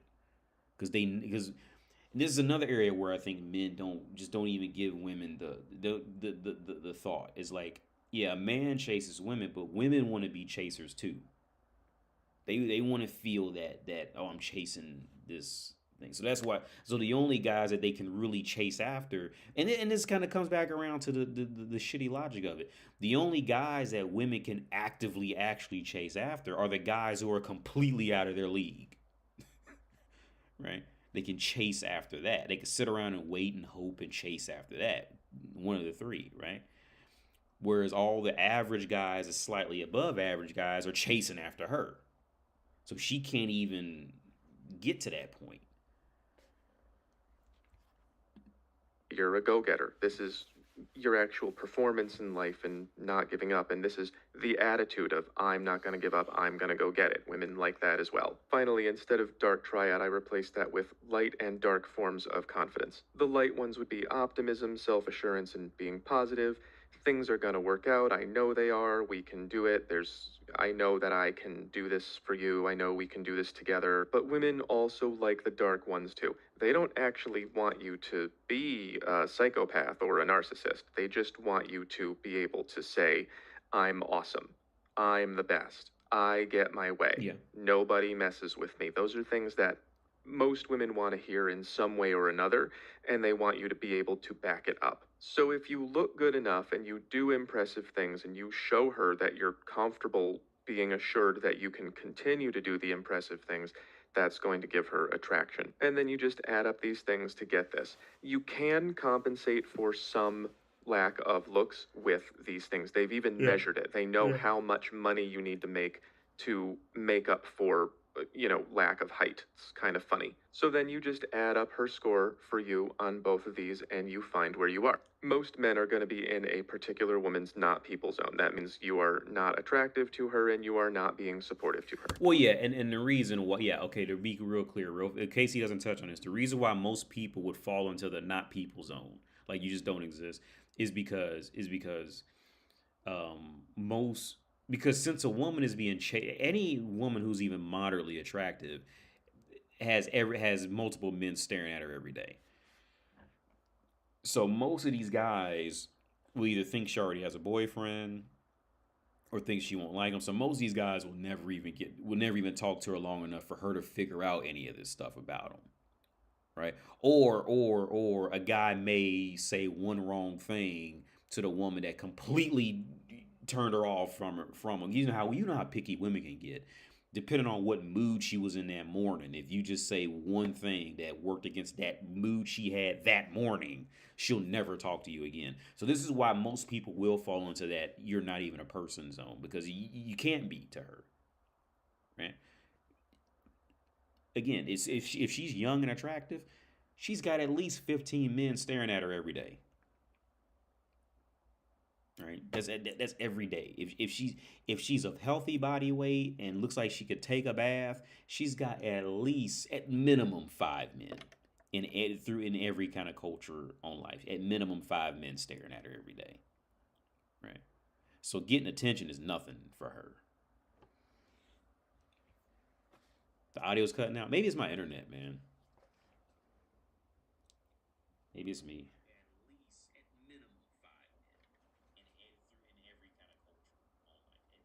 I'm listening to myself right now. I'm listening to myself right now. Can compensate for some lack of looks. Because it might be my internet. I got to reset my router. I'm listening to myself right now in the playback. Make up for, lack of height. It's kind of funny. So then you just add up her score for you on both of these, and you find where you are. Most men are going to be. I'm still listening. Particular woman's not people zone. That means you are not attractive to her, and you. I'm not hearing anything. But it very well could be my internet. I'm not gonna, say it's on your side. It very well could be my internet. If she is not attracted to you at all and you put in a pathetic amount of effort, you become a creep. And she says, I wish he would just go away. If you put in a lot of effort and you go above this line, she's going to say, oh, I'm sorry, I'm not interested, I'm sorry. Women say this a lot. There's a lot of videos about women turning down the nice guy because they can't get feelings for him, but they wish they could because he treats them well. I put sugar daddy here because even if a woman is not very attracted, money can compensate for some lack of attraction. If she's not attracted to you and you really kill it on the good guy stuff, she'll put you in the friend zone, and then you're like a brother to her. Yeah. And that's not fun. Let's do the middle column. If she is kind of attracted to you, sometimes women will mistake you for being a bad boy, for being very attractive, or sometimes for being very supportive, and then find out later, oh, he kind of isn't that masculine. He looked pretty good, but he wasn't like this. I can't believe that I ever, Or I thought he was going to be supportive to me and he wasn't. I can't believe. So that's the mistake zone. If you're a little bit better than that to her, basically, if you're putting in creep levels of effort and she's only a little attracted, she's going to feel like, this is bad. This is a bad situationship. I want to get out of it. This is the situationship where she won't pull the trigger, where maybe you want to be with her and she doesn't want to be with you. So you're not giving me very much of this or very much of this. When you are medium attractive and you put in enough effort to go above the public secret. Okay, it is. Okay, what a situationship usually turns into is. Okay, what a situationship usually turns into is, and maybe he said this, but I was listening to myself on playback. I couldn't replicate the issue with the audio cutting out. I'm not saying it's not there, but I'm not hearing it. Because I was trying to listen to myself on the playback. I'm listening to myself now. Okay, yeah, I can't replicate it, so I'm sorry. I don't know where the problem is. But so I hope you can at least hear what I'm saying. But what a situationship usually ends up being is either the woman is sure that she can get resources out of you, but she's not sure if she can stay sexually attracted to you, or she knows she can stay sexually attracted to you, but she knows there's a low chance you'll actually develop into being able to take care of her in any real way. It's usually situationships are in that middle zone of like, one area is doing great, but the other, let's say if this was the middle, one area is like this, but the other area is like this, right? Right. And a situationship, like she's holding on for the hope of this one to come up or this side to come up to where it's like, okay, this is good shit, right? Usually, I would say nowadays it's going to be the money issue because the economy is just in shit right now. But that's usually what that is. And then, like he says, and it's stepping up, settling zone, good enough. Yeah. Sugar daddy comes from, he makes my life easy, which is money. Or the good situationship, he's going to pick me one day. Meaning, he's sexually attractive, and she's hoping to get picked by a sexually attractive dude who has at least a decent amount of money. Let's just say like a throwaway pop star singer or something like that, like who doesn't make a lot of money, some shit like that. That's not a Prince Charming, but that's the highest fuck up there, right? But he doesn't make a lot of money singing. He's in a band or something like that, and he's not making a lot of money, but he has social status and all that. That's what situationships are, in my opinion. Maybe I'm not right. Maybe I don't understand what situationship is, but that's how I understand it. Line you get to the settling zone where some women, especially later in life, will just say, That's good enough. I guess that's the best I'm getting. And if you are medium attractive, but you are also putting in friend zone levels of effort, then that will be the husband zone. A lot of women are happy with this zone, and they're happy to sacrifice a little attraction to get out of these situationships. And I got my guy. He loves me. Finally, if women are very attracted to you, this is, again, a key difference between men and women. Our attachment starts at a certain level of attraction. Women experience attachment to the friend zone guy and to the bad boy. Different kinds of attachment. Here's another confusing part. This attachment is different from friend attachment. Friend zone attachment is also different from friend attachment. Men and women can both have friends that they are attached to, but this is romantic attachment, and this is also romantic attachment. If you are in the friend zone, it means you're fulfilling this part of her romantic attachment. So there's a difference between being friends and being in the friend zone. In order to be just friends, you have to have no desire for each other. Because if you have desire for her and she doesn't want to, then you get friend zoned and she is taking this energy from you but doesn't want a relationship. And if she has desire for you and you don't want to, then that's usually this. And that's why it's hard for men and women to be friends.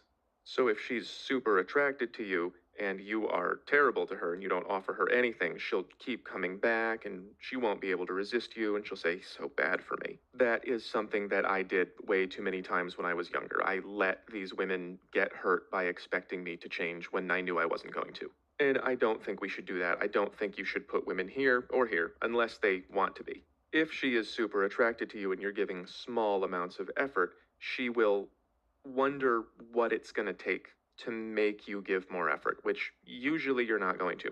Women get confused. They feel this attraction and they think, well, he must feel attachment then. I feel attached to him because I'm attracted and he's spending all this time with me. He must be attached too, but he's not. So women will hang out in this area a lot with a guy who doesn't take her out or treat her well or doesn't get rid of other women for her.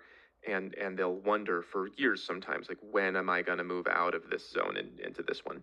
And it's, usually not the sexy dude on his bucket list. Yeah. If she's very attracted and you're putting in the settling levels of effort, that's just an even stronger version of this. She's going to think even more, well, he's treating me this well, he probably will treat me this well someday, which again, usually is not the case because it is hard to move up. And then finally, maximum attraction, maximum security, Prince Charming, the man of my dreams. This is what you should want to be. A lot of guys are trying to be this, and I get it, and I did it, and I had my fun, but I regret it now. It's emotionally like, I wish I didn't do that to women. It's kind of the reason that the dating market is so bad. Everyone's hurting each other. You should try to be this. A lot of guys ask me how to stop women from cheating or how to know it's coming, and the number one answer is just be this. Give her everything that she needs, and she's going to be way less likely to look elsewhere. I disagree. Again, I disagree with that. That last part, he completely lost me. We assume that the other sex thinks the way that we do. If a man has someone here, we still will look at other women and think, well, they look good. But if a woman has someone here, she's going to be a lot less likely to look at other men at all. If she initially thinks you're here and over time she loses attraction, then yeah, she might look elsewhere. If she initially thinks you're here and over time you don't treat her as well, she might start looking elsewhere too or just leave. But yeah, there are a lot of indications of likelihood to cheat, which I'll talk about in a different video, or you could just watch Mac and Murphy, that's his specialty. But the number one thing you can do other than, looking for those signs in her is be the best that you can. So be these things. So that's it. That's every aspect of the chart, and I'm done with it. That was great up until the end. I completely disagree with the last part. Because I'm going to get off here in a minute. I completely disagree with the last part. You should try to be Prince Charming. That is a complete waste of time. It's a complete waste of time. And I don't know. I would love to have a conversation with this dude. I think he's a smart dude. I'd love to sit down and talk to him about this. I would love to debate this with him. But I'm going to share my opinion on why I completely disagree with that last part. I think that last part will immediately set you up for failure. It will immediately destroy your life and you and everything you are in life. Okay. Go on the path, and I'm going to leave you guys off with this because I'm getting tired and it's 10. Go on the path of trying to be Prince Charming inevitably means that you're going to be chasing after her happiness. Okay. By telling somebody that they should want to be that. Like if you're going to try to go out and make yourself Prince Charming, you're going to be that's a waste. That's suicide. You are going to destroy you entire. You cannot do that. Okay, you mean to tell me you're gonna sit there? You're gonna have your hobbies you're passionate about, your life things, your conversation, your whatever, your job, your dog. You work on your car, play video games, drink beer, hang out with friends, to be emotionally attentive and protect her and all this shit, and keep up conversation, but don't be too desperate, but be a little desperate. Dude, you gonna try to keep up with that and drive yourself fucking mad. That's a waste of time. Now, if you happen to be that dude, then do it, right? If you just happen to be on all that, then that's great. But don't try to change yourself to be a woman's Prince Charming. You're going to kill yourself doing that. One way or another. Maybe that's not what he meant by that. Maybe he meant something else. Because I am tired. Maybe I misunderstood it. I'll admit that. Maybe I completely misunderstood what he was saying. But no. And worrying about if she's going to cheat. Look, what I found as the best way to deal, because that's another common question. How do you deal with her cheating and all this? How do you keep her from cheating? Look, the worst way you fight, a man or a woman, you fight the worst way to try to protect from cheating is trying to protect from cheating. Okay. That is the worst thing you could do to even fight it. Is try to fight it. Be insecure, whatever. Be insecure, trying to go above and beyond. Look, man or a woman, that's the worst thing you can do.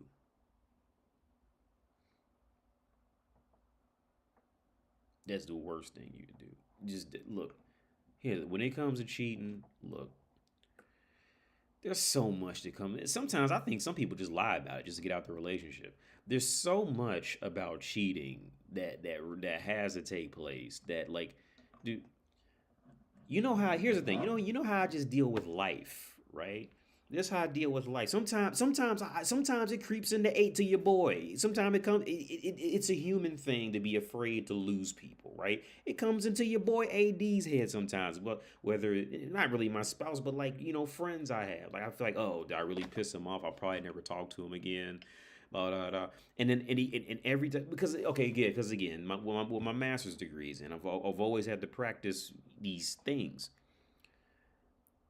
Every human goes through these at some point. You're afraid to lose people because this and that. Ooh, they don't like me because I said this, or I did this, or I talked about this, and it was a sensitive topic. Maybe it happens to everybody, all right? How I deal with it is this. I just dealt with it a few days ago. I can't remember what it was about, but I dealt with it a few days ago.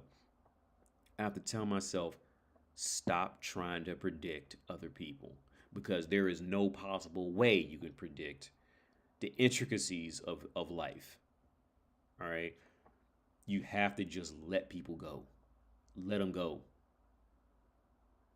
If they come back, cool. If not, cool. But you have to keep moving. Stop trying to sit down and predict, well, if you being nice. See, like that's another area where people fuck up at. Usually men fuck up is trying to be nice. Right? Because for many people, in the reality of trying to be nice, all that is now I'm not saying don't be nice, but what I'm trying to say is this situation of trying to expect to be treated nice after you treat somebody nice, right? All that does is that is nothing but emotional and psychological attempt at kidnapping. That's all that is. Because now it's like, well, I got to be nice to you, so you got to be nice to me because I was nice to you, because we all got to be nice together. So you got to be nice, okay? If you're not nice, then you're not nice. Then I'm not going to like you, and I'm going to be mean to you because you mean to me. And all that shit. No, let them go. Be nice, be mean to them, but let them be them. Okay? Now, if you just want to be nice, then be nice. But don't do it in a sense of expecting to be treated nice later. See, that's how men end up killing their wives. Right, because they pay for the house, they pay for the car, they pay for all the food, so you gotta be nice to me. No, nobody gotta be nice to you. What law is there that says they gotta be nice to you? That's some old foolish bitch-made shit you made up in your own goddamn head. Some invisible law that you made up to try to save your ego. All right, now I'm not saying be mean to people. If you want to be nice because you want to be nice. But don't walk around in the world with some type of vengeance associated with being nice. Right? This whole niceness shit. I mean, like I said, don't walk around being an asshole. I'm not saying walk around being an asshole, but you know, it's important to recognize the differences in the realities of it. Right. But being Prince Charming, that's I was with him all the way up to that. And that point, I strongly disagree. I think that's a complete waste of time. And I think look,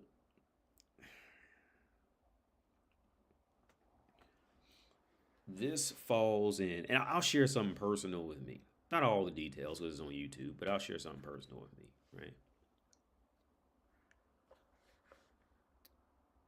You will lose every part of yourself by trying to be that, right? So, for example, due to the VA fucking up all my benefits, not all of them, but the vast majority of my benefits, I was like financially fucked up for about the last 3 years, right? I never told anybody. But I was financially just in the red for the last 3 years, dude. 3 years and completely in the red, right? And your boy's still here. Now, and this is what I told my spouse. I told her this, right? And she is learning little things from me, right? I told her, we were sitting on the bed about a week ago, and I told her, did you see that, right? Because she's seen every email between me and the VA. She knows what's going on with me and the VA. So she knows, she's seeing how they completely fucked up, and how they fix it. They just sent me like a $2,000 laptop with a bunch of shit to go back to school for IT and all this shit like that. So it's all fixed now. It's good. But I was financially, it completely in the red for the last 3 years. Never said a word about it to anybody, right? Now I told her, I said, see, now out of all that time, I could have gone out and worked some little, IT job or something like that. I could have went out and drove for Uber or whatever. I could have went out there and done something. But what's most important is me, number one, right? And in going out there and working some random job, I would be losing the most important thing to me, which is me. Now, that's not saying I had like my son starving or anything like that. In fact, I got more baby milk now that he probably wouldn't even. Let me go pull out the baby milk out the cupboard. I'll show you. I got too much baby milk. He ain't even gonna drink it now. We're probably gonna have to throw it away or give it away. I'll go pull it out just to show you.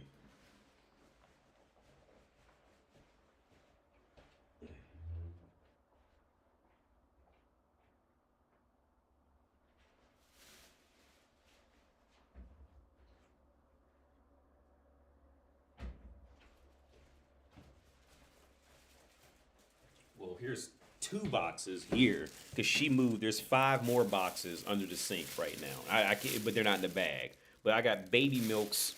I'm stocked up on shit, son. Stocked up. He wasn't going hungry. None of that shit, right? So here's what I told her. Look, I would much rather just sit down and be poor, and just manage myself more tightly so I can keep myself instead of go out there and fall into some bullshit for 8 hours a day, 5 days a week, and lose myself. And for that, I would rather just sit down and be poor and just live my life and work my way out of my problems with the VA and whatever to get myself back to where I should be, right? I would rather sit down and do that to hold on to my character in life. Right? Because the second you gonna go out there and try to please other people, and all you gonna lose everything about yourself. You're gonna lose everything you knew, everything you liked. Because guess what? Now you gotta go show up at work for 8 hours a day, 5 days a week. You gotta drive an hour, so you're gonna be gone 10 hours a day for 5 days a week, and you can go sit up in that job putting up with their bullshit for 8 hours a day, 5 days a week. Now you done forgot everything you liked, everything you wanted to do. When somebody asks you what's something you like to do, you go, I don't know. I like to eat chili dogs. I like to watch movies. Like, now you just end up another brain dead motherfucker, right? Because you went out there and followed them. You lost your life. I've always been against that 40-hour week bullshit. I've always been against that. I've never liked that. I think it's inhumane. But she watched me suffer through all that. Some things were good, some things were bad, throughout that time period. But it was his life.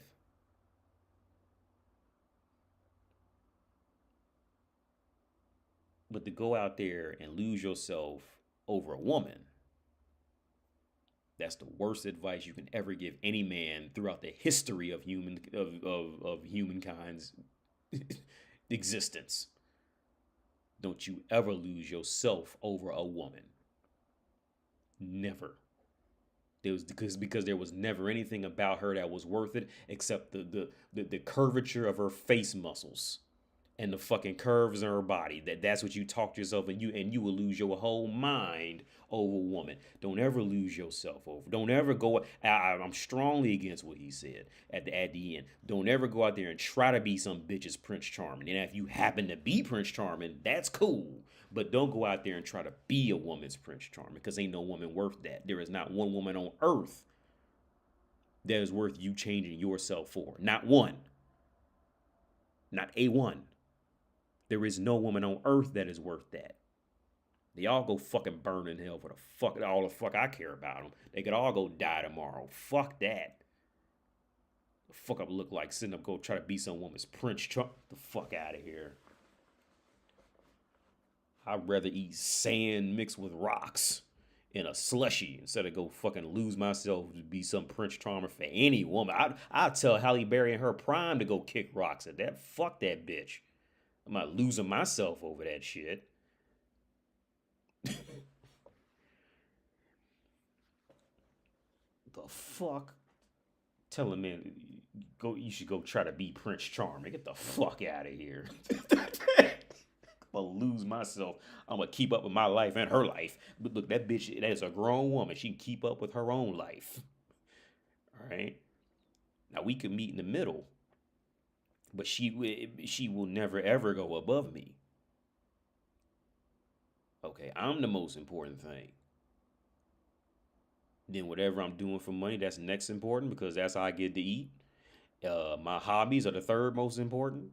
If I had a dog, the dog would be fourth most important. And then the woman would be in a pleasant fifth place. No, let's put it that. Because I told my spouse in the kitchen, we got in a bad argument one time. And I told her, I said, look, I'm starting school April 7th. And if I have to pick between you or school, I will pick the school, because school will get another one of you. You don't get another one of school. Okay? That school will go get me another you. Okay, you don't get another school. That's the priority in this shit. See, I'm not losing myself over no pussy. Because the pussy is the most worthless thing on the planet. Anything else you can do in life can get more pussy. You get good at flipping bottle caps good enough, you get some more pussy. You see what I'm saying? If you get good enough making potato chips, you get pussy, y'all. You think the CEO of Lay's potato chips is that a shortage of pussy? You think the CEO of Ritz Crackers is at a shortage of getting pussy? No, but on the flip side, do them bitches who got pussy, can they make Lay's potato chips? No. That's the most worthless commodity on the planet. You fucked up. You want to be Prince Charming? Get the fuck out of here. Them priorities all fucked up at the end. And that was a good jokey joke. I should want to be pushed. I'm not saying I don't respect my spouse, but like that's what it is. Like, yo, I told her I'm starting school, soon. I said, look, if I got to pick one or the other, look, I'll go get another you. Because you don't get another school. That's just what it is. And I say again, I don't mean that to be mean to her or nothing like that. That's just the reality of the situation. All right? That's just it. That's the reality of the situation. That's priorities, bro.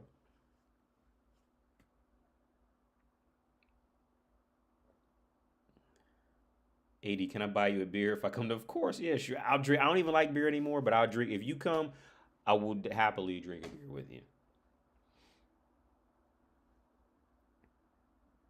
I've actually gotten a VA disability rating for having trouble with authority work. You got a disability rating for that? I didn't even know you could get a disability rating for that.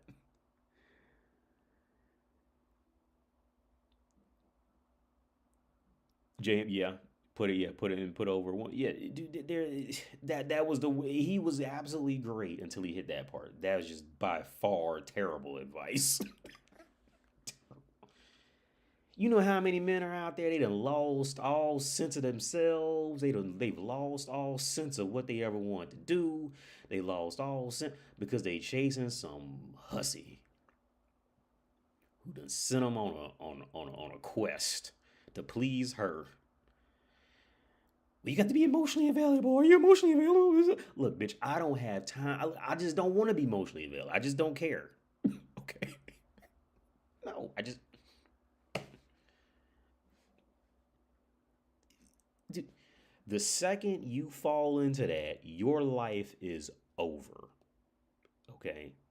Now, the second you fall into that. Okay. That's what Kendra is. Kendra, in what I did earlier tonight, that's what Kendra is, that perfect example. Okay, if you go in and play, if that man had to sit there and played into it, it was like, yeah, you right. I wasn't raped. I just did. Yeah, it was my fault. He's done. Finished. Don't ever follow no woman, man. Ever. That is the worst decision you can ever make. I can't even think of a scenario where it'd be a good idea.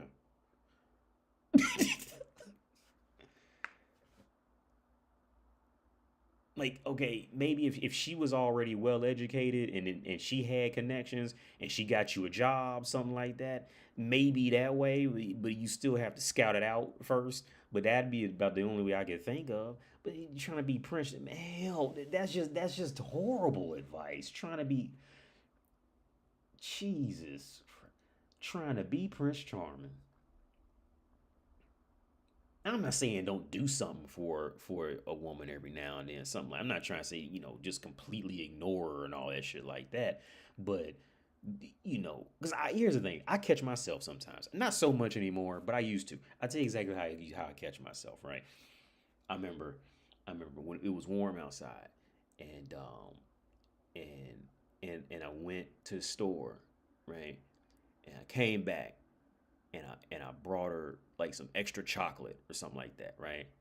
And it hit. I was like, I'm going a little too soft on her. You know what I mean? Like I can't be bringing her gifts randomly. Maybe I did something earlier that week or something, but it hit. You know what I mean? Like I'm doing too much. I need to slow down, kind of thing, right? It hit.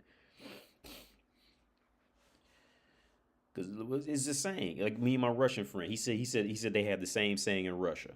I remember the first time we hung out, I told him, if you treat a woman like a queen, she's gonna treat you like a peasant. And he said, yeah, we have the same saying in Russia.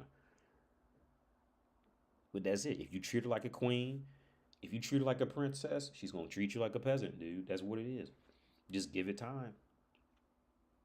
I said, y'all might giggle for a little bit at the table. Shove a straw up your nose. Some shit like you may giggle for a little time, but that's not gonna last.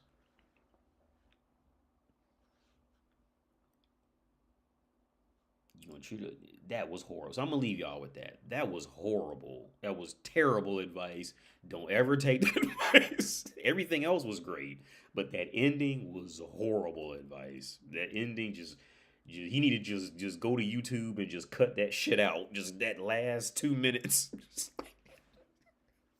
Just forget it. Just forget that shit even exists. That's horrible. That's terrible advice.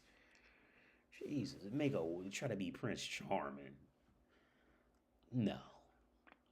You know how, like I said, man, you know how many dudes end up doing that shit?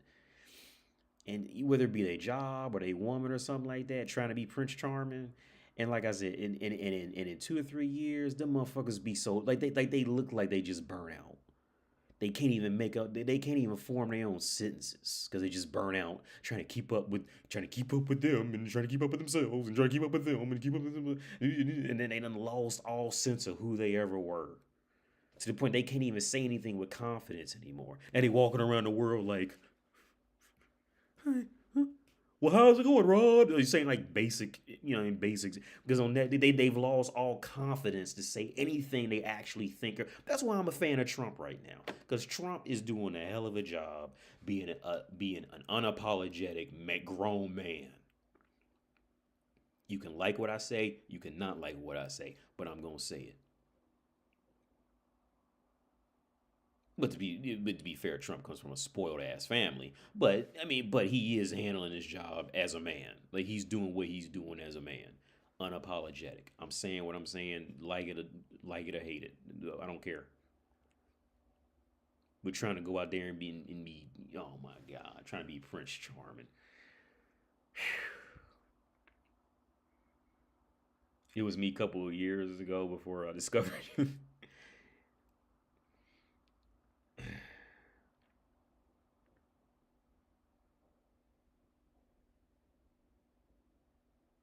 She wanted to do a live stream before, and then back there. It's hard to get girls on live streams for me because I always try to make clear like, yo, the internet can be brutal. Like, motherfuckers start roasting you and all that. So like, it for me, and then I just don't really care to do it much anyway, to be honest. But like, she did want to do it a while back, but I understand like just being scared of it because the internet's rough. Because I'm sure somebody is roasting me somewhere. Somebody probably got a screenshot of something and started roasting me, for whatever reason. But that's life.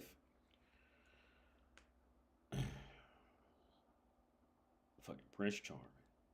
I'm just shocked that he would say something like that. That he's in that kind of you should want to be, you work to be there. Yeah.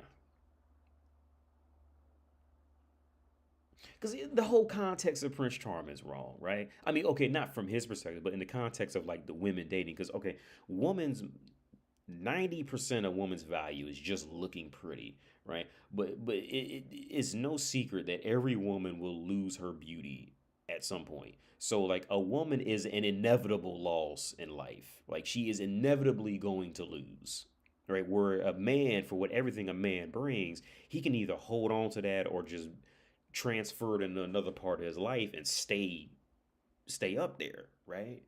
Whereas, like I said, all a woman really offers is youth and beauty, and both of those fade inevitably. There's nothing she can do about it. So it's like there's no real reason to want. I mean, now if women could hold on to their youth and beauty forever, I think it would be a little more worth it to try, harder. But the fact, like, all of them are gonna lose it. Right? And in the process, they'll go out there and have men fucked up over them. And they're not worth it. See, why are men going out and going crazy over buying fresh fruit and then keeping that fruit for the next 40 years? How come men aren't going crazy, going out there reupholsterizing their fucking vans and shit to go buy a bag of 20 apples, right?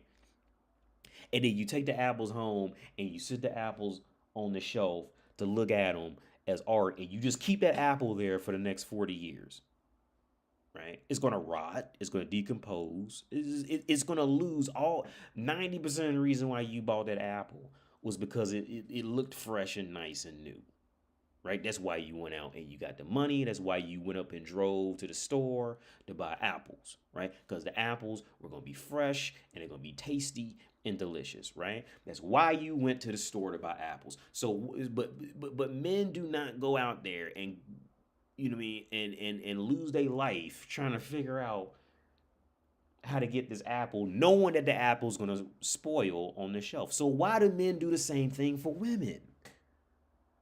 They're all going to spoil. I